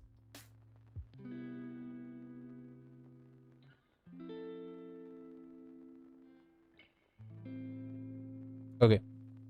So yeah, I like personality, my own person. I like my own company, but I kind of want to branch out and like do more things that my friends used to pull me to, like going out and like hanging around in a mall or cafe or something. And just I used to hate that those stuff, but after the pandemic, I really like felt Mm-hmm. like I needed to do that more. So I found the best of both worlds. So Mm-hmm. I really don't like looking into other person's eye. Like Mm. I can't look into other person's eye for more than like 5 seconds, I would say. Even Yeah, same thing. if he is my friend, I feel weird. I don't know, my eyes just goes like somewhere else. And Mm-hmm. people say that I'm not concentrating on them, but I do concentrate on what they're saying. But I just can't maintain eye contact. So not being able to maintain eye contact, but also wanted to meet people, I found this way by streaming. I don't have to see any other people. I don't have to Yeah. talk to them. They just chat with me. And most people are introverted as well. They just want to like chat with a person who they can see, but they don't want to like show their own faces. Don't want to like speak for themselves. I can relate to that. Yeah, For me, eye contact is just so incredibly intimate yeah, that I cannot. I feel like I'm connecting with somebody's soul when I'm looking in their eyes, and I can't pay attention to what's coming out of their mouth. yeah. Right? Same. You know what I mean? It's just Yeah. I'm too sensitive in that way. Mm. Yeah. I mean, I've had to like, I have like adopted certain behaviors for the sake of doing business that are not always natural feeling to me. You know, so I think I will be more assertive in person. I will act like I think a confident person would act. Yeah. But there's always like an element of just sort of guessing. Mm. Um, you know, like, and I do wonder, like, I've never been tested for Asperger's, but I feel like my dad definitely has it. I mean, he definitely does, and I feel like I have maybe some elements of it. I don't know if it's that or if it's sensitivity or what. Mm. But like, I do sometimes find myself just kind of guessing as to what is normal and appropriate in a social situation. Yeah. You know what I mean? Like, everybody else here seems to be comfortable. Why am I feeling this way? Like, maybe they're not. It's maybe I'm just insecure. I don't know. But socializing, I remember in junior high, I going to dances. They would have these Yeah. dances at the school, and it was just a paralyzing experience for me, terrifying, you know. And I really, in looking back, a lot of it was just like too much stimulus, too many things going on that I couldn't. I felt so like overwhelmed, you know. Didn't understand what was.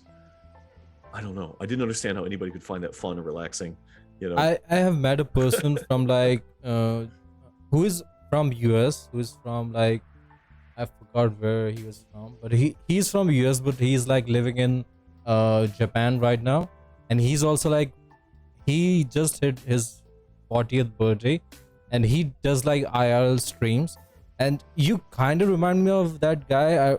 We have really bonded over like his streams. He joins my streams, and like we have really bonded. He's also like one quarter Indian, I think. He's quarter Indian, quarter Scottish, and that's we connected on an Indian level. So you really kind of remind me of him. He also Interesting. talks about the same thing. He can't make eye contact. He can't like stay focused on one thing for too long, or maybe something like in the vein of that. And yeah, I would love to like maybe see you guys talk or something. I don't know. Sure. Yeah. Why not? I can't talk with more than two people at the same time. Eye contact more like anxiety booster, correct? Exactly. Yeah. Yeah, Yeah. Devo, I can't see you. You are correct. I can't see you. But yeah, that's one of the good parts I enjoy about streaming. That I don't have to see you. I just feel your personality through your chat. Yeah. And I Yeah. really enjoy that. Mm. Hmm. Also like let's move on from like other topics that we have. So talking about America and like what uh, my impression of America was when I was like a child. I really like wanted to go there, but after learning so many stuff about like so many dark stuff about America, I after like I would say Roe v. Wade getting overturned, I really didn't want to. I just said it. I just said it on stream one day, I think. That I didn't want to go to America because of that, because of all the laws and like the weird stuff that's happening. But after talking to you, I might want to like, I have a little bit of faith that I might find people who are really interesting and like really warm and really like, I would feel like a little bit better uh, going to like America after talking to you. Also, talking about like going to America, have you ever visited any other like countries and stuff? Yeah. So I've been to Germany, Switzerland, Austria, Italy, France, Spain, Portugal, England, Canada, Mexico, Costa Rica, Puerto Rico. I think that's it. Damn. Yeah, I haven't been outside my country. I've only been my own country. Jason's like sweating. Nice. I used to travel a lot. In my 20s and 30s, I traveled a lot. Yeah. Yeah. So, what would which country would you say is your like favorite among them? Which is your like go-to destination if you like just want to relax and like find people in Costa Rica. Costa Rica. Costa Rica. Yeah. Beautiful, beautiful place. Lovely, lovely people there. A lot of a lot of natural beauty, the rainforests and all that stuff. I went there with my sister, and I did not want to come back. Yeah. I think they have really nice beaches in Costa Rica, if I'm not wrong. Yeah. Yeah. I would love to go to some place outside my own country. I've been trying a lot, but it doesn't really work out. Maybe the budget doesn't work out, or maybe the times doesn't work out. Life happens. But it is my goal to go to like Japan in a few years at least, so that I don't like feel like I've never been to in my 20s or like mid-20s or something. I would love to go to India. I had a couple of really good friends growing up who were Indian. Their parents had immigrated. And so I ate a lot of Indian. I developed a taste for Indian food because my friends, their moms would cook, and and there's I just have always sort of had and so this can be stereotype. I apologize ahead of time. No, it's okay. You know, I think a lot of Americans have a stereotype that India is a very spiritual country, and you can tell me whether that's true or not. But you know, there's so much in the 1970s of these teachers coming over from India and starting these groups and whatnot. And so, you know, and I'm sure, you know, yoga has become this thing that's very popular with a lot of Americans. And you know, and so they don't really get deep into it, but it's sort of like it has this element of feeling somehow more spiritual than the culture that we're in. Would you characterize India as more spiritual than the United States? It's a huge generalization, a huge stereotype, but I'm curious what you'd have to say. I would say more people in India are like spiritual than US. I would say many people are not as spiritual as India, but I haven't been to US, so I can't like compare both of them. Many people are really into like going to church and stuff like that, so I know about that, but I don't know how many people. I would say people are spiritual in India, but people are changing. The generation is changing, and people are getting less and less spiritual. I would say people are getting more logical or more like practical, I would say, and they are like whatever is happening around the world, we are learning about it all the time. So after, I would say, a generation or two, there will be less spiritual people in India compared to like any other place. Ghost Scream, Ghost Screams are not working, Ayushi, sorry. And sorry about that, because it just ruins the whole thing. Okay, I'll do it for one time. Do it right now. Do as many Ghost Screams as you want. many people are spiritual, many people pretend Yeah. to be spiritual. Yeah, that's kind of true. I would say I'm an atheist. I was spiritual when I was young, but I've grown to become atheist. I would say I find more logic in being an atheist. Hmm. You guys are not going to do any ghost screams or stuff. I will do ghost screams if you're not going to. What's a ghost scream? What are you talking about? This is what I'm talking about. So there are many redeems and stuff that you can do. So why I like Twitch streams is because it has so many like community things that you can, like, chat can interact with your streams. So redeems are one of those things. So if somebody watches your chat, watches your stream, thank you, Devo. If somebody watches your stream, they would like earn channel points, and they can use those channel points. It's like a currency, but not really. It's like a fake currency, but they can use those channel points and do stuff on the stream if they want to, like doing ghost screams or doing any other sounds and stuff. Like I would do this John Cena sound. Are you I didn't hear. Well, I don't have your You're not stream on. I have it muted so that I don't get echo. Yeah. Okay. All right. So yeah, there are many things for chat to interact with the people, with the streamer, and that's really interesting. So you can see all the emotes. So you can make your own emotes, and like, let me show you my emotes. So first of all, let me remove this. This is my dog. I will show you my dog's emote right here. Oh, that's cute. And I also have like a stronger version, and then we have like this and this and this and this. That's great. Oh, and I just got a targeted banner ad for the Sonic Bomb alarm clock. Yeah, ads are really worse. I would say ads are really the vibe that people have in like on Twitch, but we can find a way around that. So if you subscribe to a person on Twitch, you won't see any ads, and you can like pay $4.59 around $5 or something for 1 month, and that would like go to the streamer, and you can like also give subs to other people to like help the streamer. There are many things that you can do. You can directly pay to the streamer if you want, if you want to support them. And yeah, there's really good community you can build around your own. Then YouTube, you just have a chat going on. They can't do much stuff on your own stream, but which has really good, like, I would say, extensions and stuff to help the streamer interact with the chat much more better, I would say. So Costa Rica is your favorite country, and my next question that I have written down is like, what would you advise anyone trying to build their own company or organization someday? I know like there are many people here like Levi who's like in high school. Like I am also like I haven't done any organization building or like company building. I haven't done any entrepreneurship. I'm really like scared of that. But yeah, you can like, if you have any advice to someone when going into all of that stuff. So I think that first piece of advice is that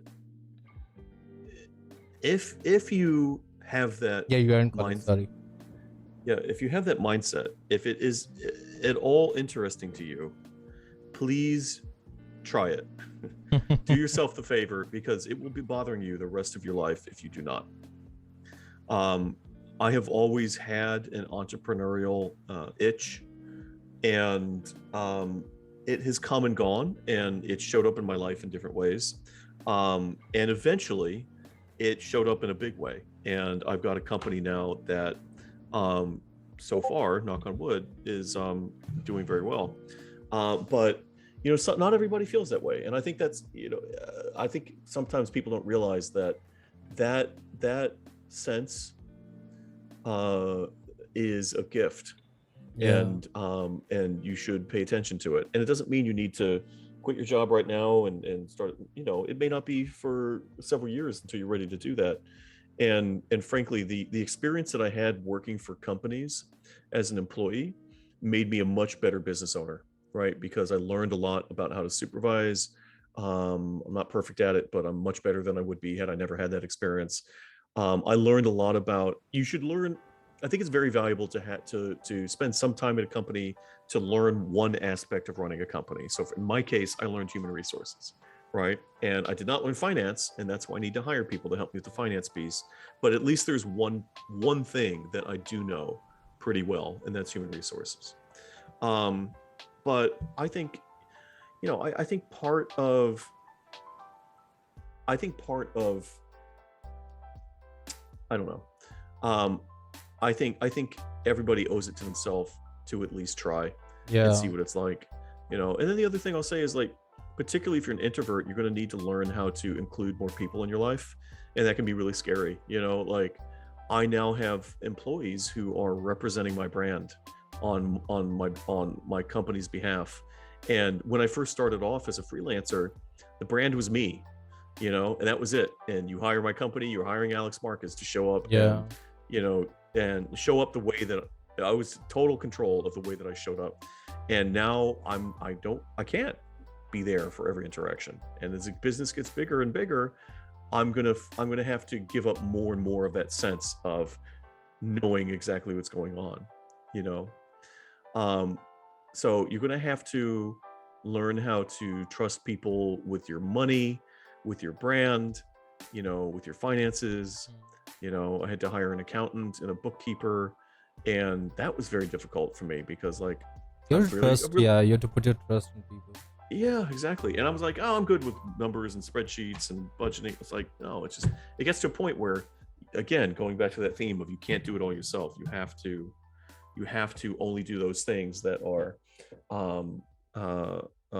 appropriate to your role as a business owner. When you're starting out, of course, you're doing everything, right? Yeah.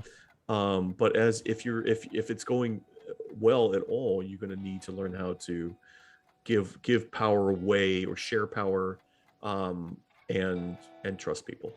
Yeah, I would say it's really correct, because when my family started like school in the I talked about it, but like when we started the school, we were doing all this stuff. My mom had been teaching for like 18 years or something at that point, and she really wanted to like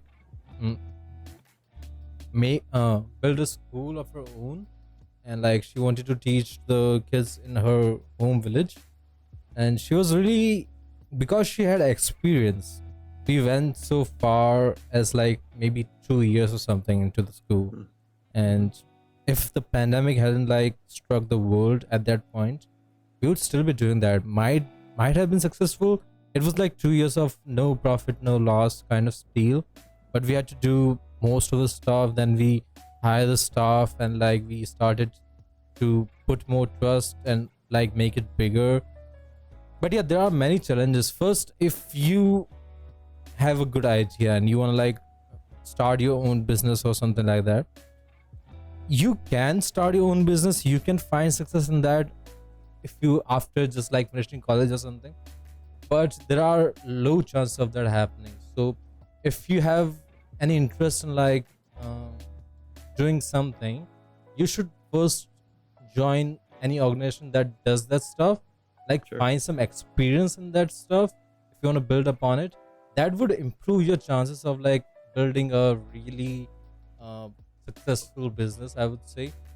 Without it, there are more chances of you failing than you ever like succeeding. Even if you have like all the enthusiasm, all the energy of like getting out of college and just being an entrepreneur, it really doesn't help. Most of the early like entrepreneurship startups, I would say, really end not that good if you don't have the experience of like basic way that the business needs to go for it to be improved upon, and like for you to be able to hire people that would help you grow, not like just take away from you.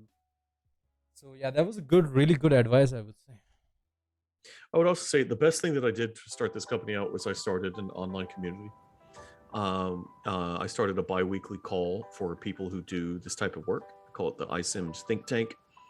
And, I didn't ask for permission. I just did it. And iSIMS, the company, they figured out that, we're only helping them, by giving their customers a place to interact.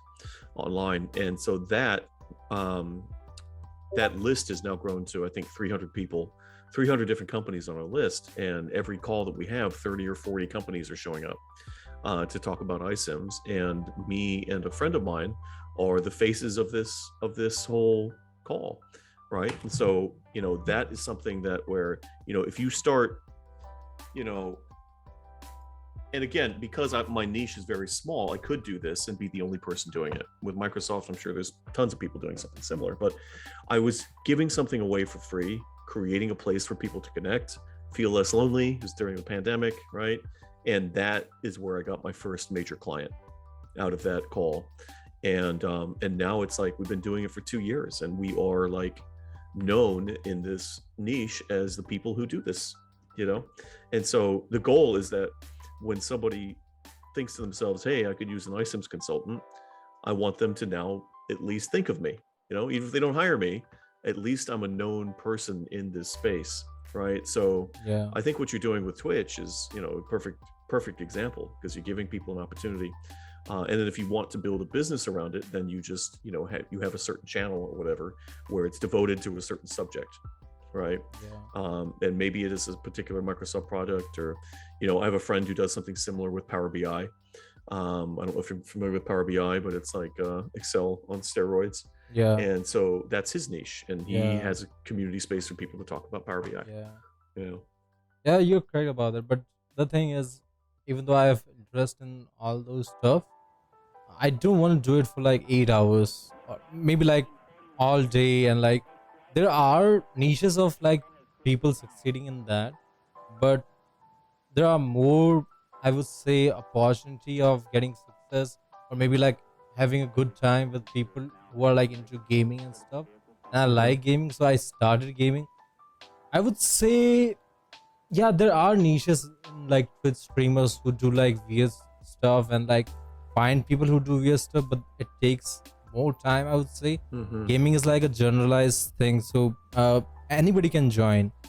Even a person who's not into gaming, like I found a person who's not into gaming but still enjoyed my stream and watching me play and like conversating with me. But if I do like Power BI, like stuff like Power BI, only the people who are like into Power BI would join and like think like they would have any like opportunity of like being able to talk to or like engage with me, I would say, in that way. But yeah, I do enjoy both those things, but gaming is kind of like chill for me. I get a little bit stressed in like working in No, I get that. Well, do you know who Mr. Beast is on YouTube? Yeah, I know him. I don't watch him. I don't watch perfect him. example though. Yeah. Like, but he started off with I think Minecraft, right? Yeah. And it was just him streaming his Minecraft stuff, and now he's doing, I don't think he does that at all. Like, all of his videos are about him having these different adventures and whatnot. So gaming is a great place to start, and if that's where you end, that's great too. But I think it gets you in the habit of being on camera, live, interacting with people, getting more and more comfortable with that. And I think it could go in many directions. Okay, I'm laughing right now because I've thought a lot about, because I think a lot about stuff. I thought a lot about what might happen, what kind of conversation we might go in like today's meeting, but I never thought that you would bring up Mr. Beast. I'm full of surprises, Rakesh. I am full of surprises. Oh man, that's the thing I love about you, We're just man. scratching the surface. Yeah. Okay, anybody who has any questions, you can like ask your questions to Alex. We have one question from Levi who says like, very personal question. I don't mind if you don't want to answer. Have you ever fell into depression caused by your work, life, or academics? If yes, how did you overcome it? Sure. I'm happy to answer that. So absolutely. I was very, very depressed from, I think, my teenage years into certainly into my 20s.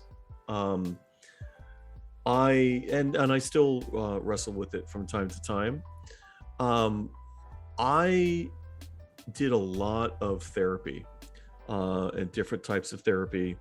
I won't go into all of it, but it was very clear to me in my early 20s that something was wrong and that I needed to figure some very important questions out for myself if I was going to survive. And so I did many different things searching for answers to those questions. And some of the experiences were very healing and gave me a vocabulary for just being aware of what was going on for me emotionally, right? So depression is sort of a blanket term, and there were so many other feelings going on for me, but if I don't have the language to describe those feelings, it is difficult to do anything with that depression, right? So what's underneath depression? Am I angry? Am I sad? Am I feeling hopeless? And the point is not to wallow in those feelings. The point is to sort of get to the root of what is upsetting me, you know? So I feel like, and also I never went on medication because I just felt like, and I'm not saying medication isn't good for people. I think it's good for a lot of people, but for me, it seemed like mostly my depression was a spiritual problem. And so I looked for a spiritual answer, and I tried a lot of different things and checked out a lot of different spiritual traditions. And I eventually found many of the answers that I was looking for. And I think it's a whole other conversation, but I would say, to me, the most depressing thing about depression was the feeling that I was suffering for no reason. You know, it was just pointless torture.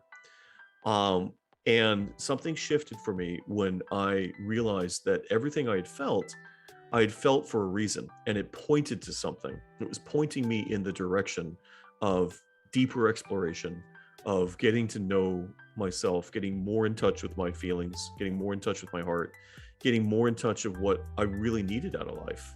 Yeah. You know, I think a lot of the depression was trying to be someone who I was not, you know, trying to be someone who had certain accomplishments or, you know, certain types of relationships in my life. I think the happiest I've been has been in the last 3 to 5 years, when I have really been able to accept and feel gratitude for my life. You know, those have been the two most important. Understanding that I was depressed for a reason, it wasn't just meaningless. You know, understanding that I was on a journey and that I needed to continue down that journey to get better, and then accepting and being grateful for the many blessings in my life. My life's not perfect. You know, there's things that I wish were different, but for goodness sake, like, I really have an incredible basket of wonderful things going on in my life right now, and focusing on those. And I'm trying to not sound too cheesy. Yeah, but, no, you're, you know, exactly correct. That's been it. And I still have thoughts that I don't want to have, and I still have, you know, days when I just really am not my best. But I've also come to accept that as just part of who I am. I'm not some person who just, I've met people like this who are just like fundamentally incredibly optimistic and energetic, and I wish I could be more like those people, but I'm not. Yeah. You know, I'm a thinker. I'm introspective. I value depth and connection, and a certain degree of, I think, suffering, I think, just comes with that naturally. Yeah. If I may add to that, that's really, like, that's the only way you can, like, get, I wouldn't say only way, but yeah, that's a really good way to, like, get through depression, by, like, finding gratitude and, like, focusing on what positive things you have in your life. And, like, if I go on with the question and, like, answer it, like, on a business standpoint, when we started the school that I was talking about, so we were not expecting, like, profit, but we were expecting a little bit something. So we started on our own. We were, like, investing money, and, like, we were on a no profit no loss for 2 years, and not getting anything for 2 years really made us depressed. I would say really it did, because I wasn't as enthusiastic about teaching. I wasn't as enthusiastic as my mother. My mother wanted to teach. My mother wanted to build her own school. I was thinking it would be cool if we had our own school, but I wasn't as enthusiastic. But when I go through depression now, when I'm doing like Twitch streaming, and I'm like focusing on YouTube and stuff like that, when I go through depression at that point, I would say like I focus on what I have right now and what I'm like moving towards and what I'm like hoping to achieve by using all my energy in this direction. That really helps me move forward and get through all those like rainy days, I would say. Yeah. And yeah, that's what we need to do. Just focus on all the positive things that we have. We all have negative things in our lives. Nothing positive can come without no negatives. All have like really sad days, rainy days, but never forget all the positive things that you do have in your life. Never forget that. That would It's like, yeah, and it's easy to say on the other side of depression, because when I'm depressed, I feel like this is the only thing I've ever felt. It's the only thing I will ever feel. And to hear somebody say just focus on positive, I just don't want to, yeah, that's smack that person, right? It should come to you, yeah, automatically. It has to be genuine. Yeah. You have to discover that for Yeah, yourself. for yourself. That's Yeah. kind of Yeah. okay. So the frick we doing, TF we doing. I know TF what TF means, but I don't want to say it. Has a question: what does integral recruiting company actually do?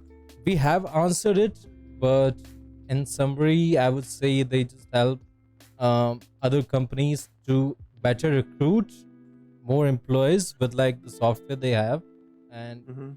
on which they are expert on. They just help them set up that software and like help them understand how they can improve their recruiting services.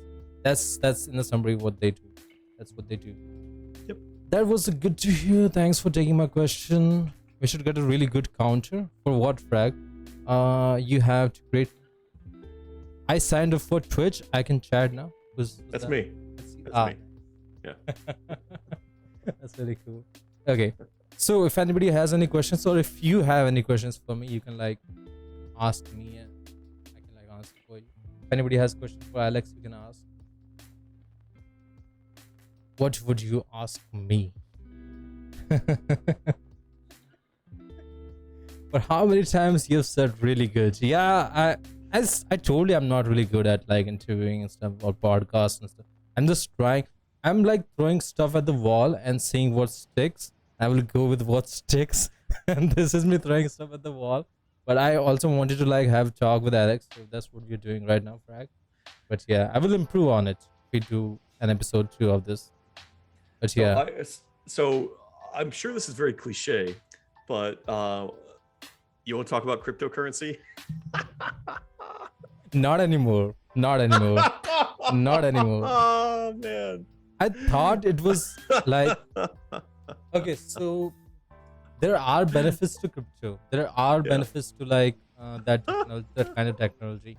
But what that has turned into is really sad. It's really I sad. lost so much money, Rakesh. Yeah, me too. So bad. Me too. What that has turned into is really bad. It's really sad. It's really depressing. Can't do anything about it. Okay, we're talking about something else. It's fine. It's fine. It's fine. It has a special place in our relationship, which we will not discuss. But Okay, Frag, do you have any questions you can ask? And yeah, Devo, if you have any questions. So Levi is from India. He's a game that I. Thank you for the follow. You don't hear it, but like there's a song going on and there's a notification. How cool. I forgot to put it on. So if somebody does no. Yeah. Okay. What was I saying? Yeah. Any other question for me if you have? I have one question for you. If you live in New York, I've heard like the rent and stuff for New York's like really high, and like people live in a really small space to just like divide rent among themselves. What's the situation there actually? Yeah, I have been very fortunate. I've gotten lucky. in New York, and have found a couple of places where the landlord is great and the rent is affordable. So I don't think I've had a typical experience. So I live on my own right now, on the area known as the Upper East Side in Manhattan. There is, so I'm a few blocks away from an extremely wealthy neighborhood. So between, if anybody knows New York City, between Lexington Avenue and Central Park, and that's like billionaire status over there. Where I am is much more affordable. So I pay $2,000 a month for a 1-bedroom place on the ground floor in a nice building with a good, and $2,000 a month is a great deal. Great. Yeah. It's a great deal for where I am in New York City. And before that I paid $1,000 a month, and every time in Williamsburg, Brooklyn. And Williamsburg for about 20 years was an extremely cool place. Now it's kind of not as cool, but that I paid $1,000 a month for my own place there, and that was a tiny place. That was like 250 square feet. It was a closet, but I didn't have to have roommates, which I liked, and it was close to everything, and I didn't spend much time there anyway. So when COVID happened and I had to be there all the time, that's when I realized I needed a bigger space. So, but I think for, look, I also have a lot of privilege. I feel like, it's a very different story if you look at other neighborhoods. So New York has both the richest county and the poorest county in the entire United States, right? There's a huge, the income disparities between the haves and the have-nots is very apparent in New York. And so, there are communities in the Bronx, I'm sure, where, people are living on top of people. But I think that, I don't know, I've seen YouTube videos of subways in India where people are like hanging off the side, and it's like completely packed with people, right? Yeah. And so I think, there's something, population That's true, though. That's true. Yeah. Is it true? But are those people miserable? Or because I feel like population density is much higher in cities in India, but there isn't the same sort of problems. No, there is, but yeah. Okay, all right, yeah. I don't know. I feel like Americans are kind of spoiled, in terms of what they think is normal for city life, right? So I don't know. There's a lot of suffering, a lot of poverty. But a lot of that has to do with just the social supports that are not in place, like universal health care.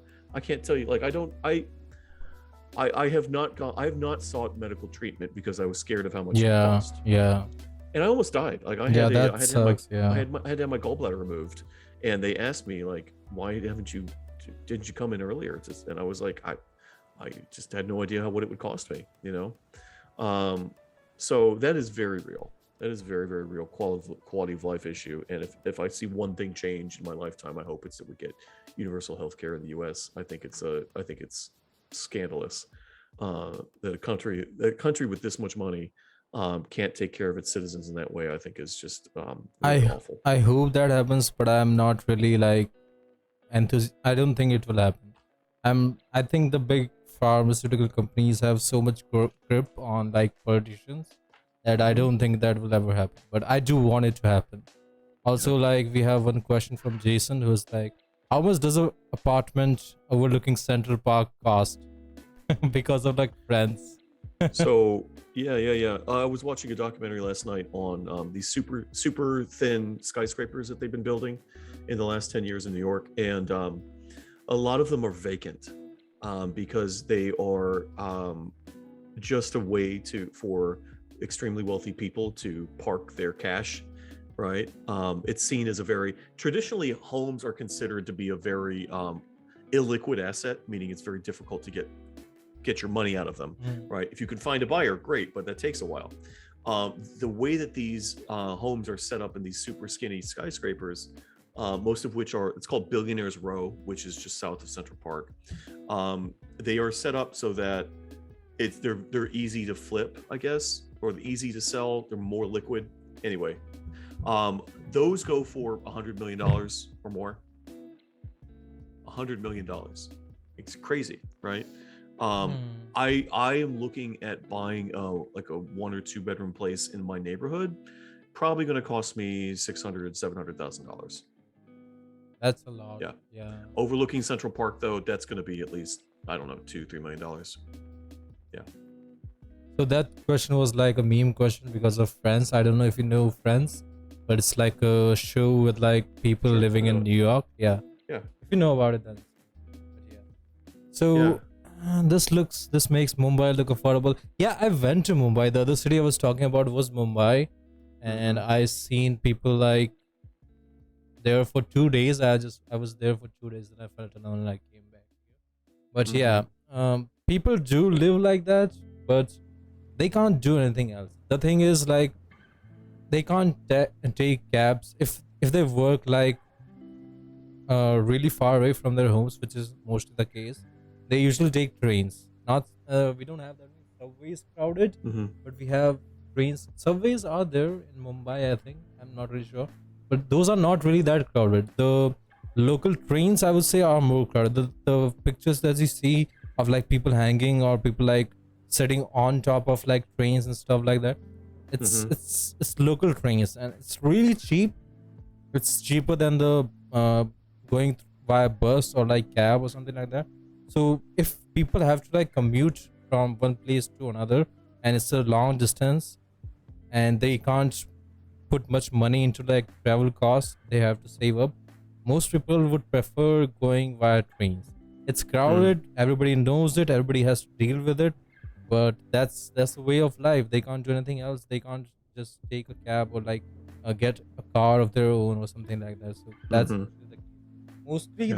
the pictures that you see of like people sitting on top of trains is when there are Mhm. exams, student Mm. exams, and they have to go from one place to a different city for taking the exam. So Mm. and they don't want to spend money on like travel via bus or something. So Yeah. most of the students go on trains, and in some areas they have to like sit on top. There's only like one train or like two trains per day, Yeah. and so they have to manage and like cram through the trains and like sit on Yeah. top or like hang around. That does happen, but it's not uh it's not usual, I would say. It happens Mm. more in Mumbai and like really crowded cities, but not everywhere. But I try to avoid trains because of the same reason. I have traveled Mhm. through trains when I didn't have my own money. Mhm. My parents were taking me, so I didn't have any say in that. So I have traveled through trains, but I don't want to travel through trains. So I would Mm. give you an example. Jason lives in like a different city, a far away city, and I've wanted to go there like 2 or 3 weeks ago when I was like I wanted to go somewhere. I wanted to like find a job or something. I was really in a really low place and I was like I was just trying to get out. So I wanted to go to his city and that's far away. If I take trains, it's really cheap, but it will take me like 22 hours to go there. And because I know the situation of trains, I didn't want to go through trains. So I was like, I was talking to him, I was talking like, and I don't want to go through trains, but like going through flight is really expensive. And what should I do? What should I do? It will get me there in 2 hours by flight, but it's expensive. But if I don't want to spend more money and like I want to go to train, it will take 22 hours. And you know the Indian trains, something like that. So we had that conversation. So if you're in a tough spot, you have to go there. If I went there, I would definitely have to go there by train. Wait for Mhm. 22 hours, wait for crowds and stuff like that. That's the choice you have to make if you are like I don't think crowded trains in India are over exaggerated. There's some stereotyping, but if you travel in general class in a long distance train, you'll see it operating at like 3-4 times its capacity, maybe more. Yeah, that's true. Coming from a guy who comes from the most crowded state in India, yeah, that's correct.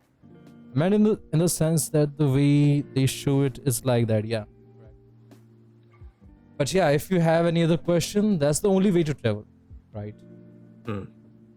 If you have any other question, you can ask Alex. And if Alex, you have any questions for me, you can ask. I don't I'm want to take curious what more you. of your time. Yeah. Yeah, I'm curious what your parents did after the school. You said you had a school for a couple of years, and then. Yeah, but after the pandemic, everything had to close. like students can't come into the Mm-hmm. schools, and like the parents of the students just went away. Everybody had to stay at home for like months, and that just made everything go down, and couldn't do So anything. Yeah. what do they do now? My mom just like does teaching. She does teaching. She goes teaches in the school Mhm. nearby. And my father has his business. He still does his business, but he's like he stopped because of the pandemic, because he couldn't go to another city where he has his business. But he takes care of that now. So they are doing their own stuff that they were doing before we started the school. But that's the thing about like starting a business. If there was no pandemic, they would might have gotten a success in school. Who knows? Yeah. Can't do anything about it. I have to deal with it. Whatever Yeah. happened. Yeah. I usually get ideas at late night when I can't sleep. I usually get, oh, this is a good idea. I might like act upon it and maybe develop it into a like entrepreneurship and like make a business around it. But by Yeah. the time I like wake up, it's like gone, and like I've lost all the energy. Like there was an idea that I thought about like 2 or 3 days ago that I have forgotten now. But yeah, it was kind of interesting, I think. Well, I've had so many different ideas, and Yeah. the ideas are easy if you're a Yeah. creative person. Like I'll have conversations with friends who are thinking of doing it, and I'll come up with 3 or 4 ideas. Those are all possible businesses, but it's the follow through that makes a difference. You have to you just have to show up. Yeah. You just have to show up and try every day, or every other day. But I've tried so many different business ideas, and none of them succeeded really until this one. Mm. So it's like, it may be a good idea, but you gotta I don't know, it's like a friend of mine had an idea for an app, Yeah. and I thought it was a really great idea. The idea was that people would make matches for other people, right? So this is sort of like Indian moms it's would get that really, really well. exactly, that's what I'm saying. Wouldn't they love that? Indian moms would love that. So would Jewish moms. Oh my gosh. I'm telling you, I think it's a beautiful, wonderful idea, and it could really go somewhere, but I don't have Yeah. time to do that. And my friend was like, what should I do? I was like, well, find a software developer, and et cetera. It's, I gave her some Yeah. some ideas, and she just didn't follow through with any of them. So ideas are cheap. It's a great Yeah. idea. Somebody should do it. But it's you have to, and you also, I think it also helps to have an idea in some sort of area that you know something about. Yeah. what I That's mean? that's really helpful. Yeah. Yeah. So she doesn't really know anything about app development, or doesn't have any experience in doing anything in that industry. Hmm. Her experience is in property management. She oversees various buildings, and I keep trying to direct her toward, like, hey, take that same creativity and apply it to what's in front of you right now. Hmm. Right. And that's another, I thought you asked me a question about starting the business, and all of my I didn't have success until I focused my creativity on what was in front of me right now. Like, I was working in human resources. Great. I've got 100 ideas for businesses that have nothing to do with human resources. I shouldn't pursue those. Yeah. I won't say I shouldn't pursue them, Yeah. but the likelihood of my success, because I started another business. It was a Zoom hosting business in the pandemic, and I was doing Zoom for people who were like large businesses who were like, they wanted somebody else to do Zoom for them, right? So that went okay, but the human resources technology business really took off because that was my job. My job was not Zoom. My job was human resources, and I took my creativity and chose to focus it on human resources, and that's when things took off. Yeah. Right? Because I already had a network there. I already had people on LinkedIn who were connected with me, who would be interested in hearing about my thoughts on recruiting technology, because that's how they knew me, right? And there was a point when I remember when I was putting on my LinkedIn profile, I had I've got this Zoom business, and then I have this recruiting business. And I'm like, you can't confuse people like that. It's like, what are you doing? What's your focus? I want to know what you're about. And I can do that on my free time.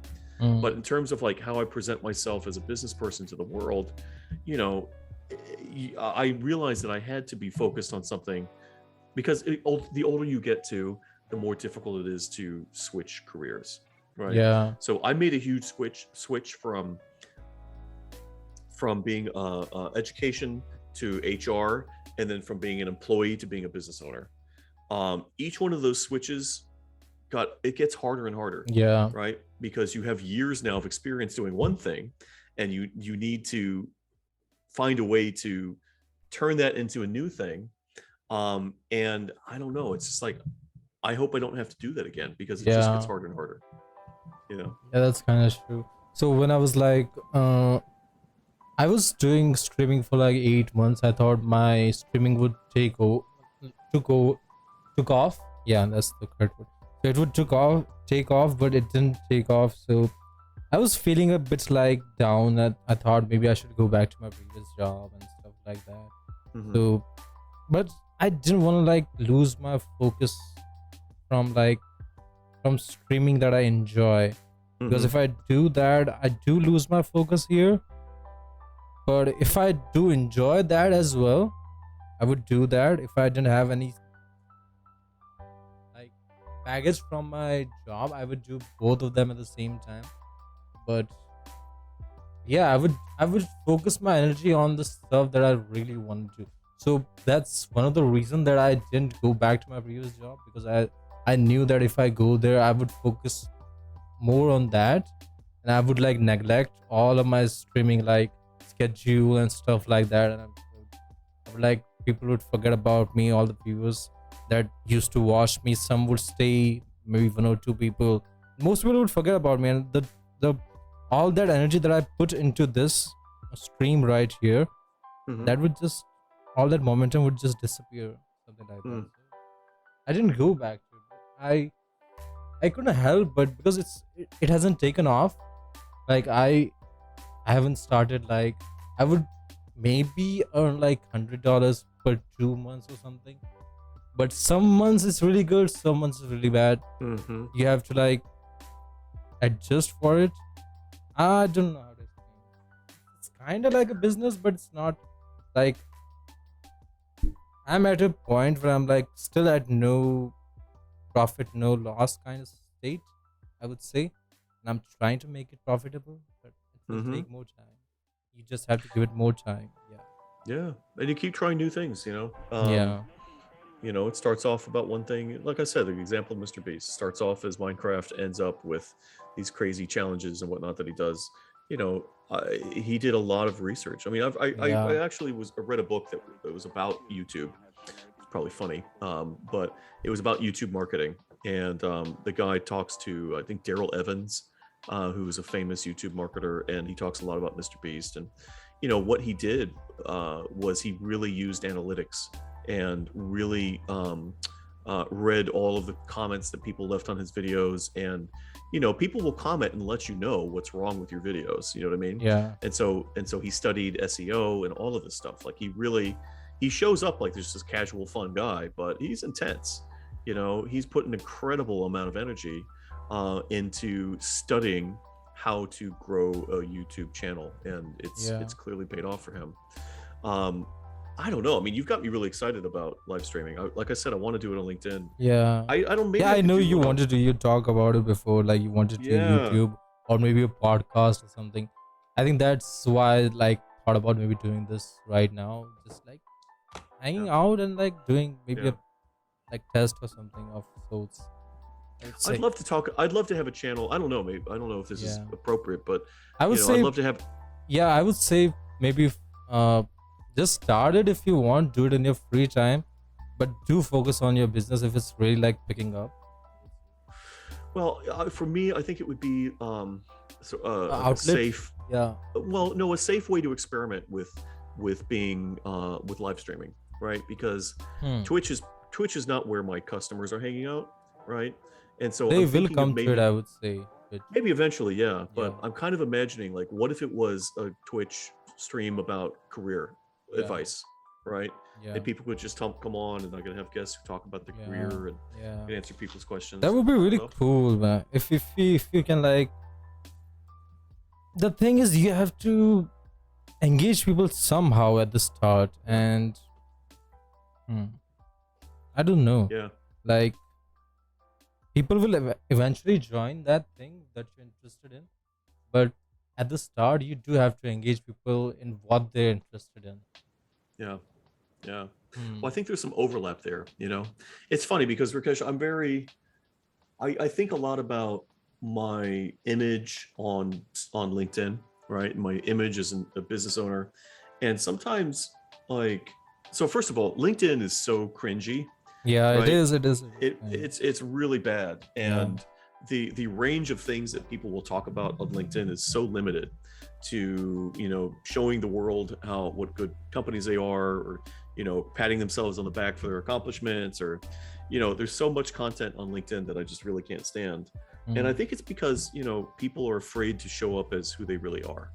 And what yeah, I'm that's kind enjoying, what I love about this conversation we're having right now is that it's just very natural, yeah, and I'm not really censoring myself or thinking about, like, oh, what some potential client is going to think about the stuff that I'm saying. yeah, that's true. I think there's a balance. And honestly, like, when people talk about why they enjoy working with me, it's because I'm a relatable person who they feel Yeah, comfortable talking to. So I want to do more. I want to do more stuff like that, and maybe Twitch is a good place for me to start, because I don't have any ambitions about becoming a Twitch sensation. yeah, Like, it's just sort of like very low stakes for me. But see, you maybe I'll can do do it. it, you can do it. I can, like, give you some tips on it. That would be good. Yeah, yeah. Well, I'm starting to get hungry. I need to go get Me too, it's like really some late. It's like breakfast. Yeah. 11:15 p.m. for me, so it's like almost night for me. So Oh yeah, it wow. was Okay. really, really nice conversation with you. I didn't expect it to go this natural and this smooth, I would Yeah. say, Yeah. but I really enjoyed it. And yeah, Likewise. I appreciate. thanks for being here. Yeah. Thanks for suggesting it. Yeah, it was a lot of fun. Yeah. Okay. Take care. Have a nice lunch, breakfast, and just, yeah, take care. All right. Thanks. Thank Bye. you. Thank you. Bye. Okay, guys. How did you like it? I didn't think that many people would watch it. Like, I've been playing games to entertain people. Thanks for joining, Alex. Yeah. Thank you, Jason, for being here. I do appreciate it. Yeah, I didn't think many people, not this amount of people joined my stream for my games. Really? And 7 people are watching for just chatting. Really? I didn't expect that. Damn. It went way better than expected. Yeah, I felt comfortable after a while. Alex and me have really similar kind of qualities, and I like talking to people who, like, think a lot. I do enjoy talking to different people, but I sometimes I do want to have conversation with people, like, who think same as me. It was really fun. It was really fun. Also, Jason, thank you for being here. Levi, thank you for being here. I might, like, eat something or do something and go back to maybe game streaming, go back to Trackmania. I don't know. I want to do that, but I'm kind of, like, really down, really low in energy. So I might just go to sleep after getting my dinner. Yeah, thank you for being here. I really, really do appreciate it. I'll play some Goy. Nice. Nice. Okay, Levi, do that. And I'm really happy that I did do that. Really fun. Hey guys, do you want to go somewhere, or do you just want to end the stream? If you have any suggestion, do you want to raid somebody? If not, that's okay too. I'm just out of energy right now. I just want to, like, get some food and walk snowy and just sleep. I was really tense about this, like, doing this, but I kind of feel relieved now. I don't know. I'm, like, sweating. Do you guys see me sweating? I'm sweating because I didn't turn on the air cooler. It's, like, freaking hot here right now. It's humid here right now, more than hot. But yeah. Okay, let's just end then. Let's just end then. If you, Levi, are you going to stream? I can like read you if you're going to stream. That's okay though.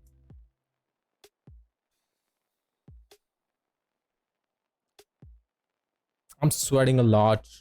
Okay. Okay, then we should just end in that case. I don't even know who is like live right now. My eyes look really red. It's kind of because of shit. Maybe I shouldn't move it that far. It's kind of because I've been like playing that game Trackmania all day. I'm just playing casually. Okay, nice. Hey, good luck on your runs, Levi, and I'm just gonna end here. Thank you for watching. Thank you for joining this conversation, this really interesting episode that we had of LT2A. I don't know, I'm just making stuff up. Let's talk about anything. I'll look more drunk with this light. Let me remove that light. Okay. I just realized I look a bit drunk. Like eyes red and like sweating a lot. Okay. Okay, I'm going. Okay. Take care and see you later. See you in the next stream. Enjoy latest gators, and let me stop this music first. Open up Spotify. I always forget. I always do forget.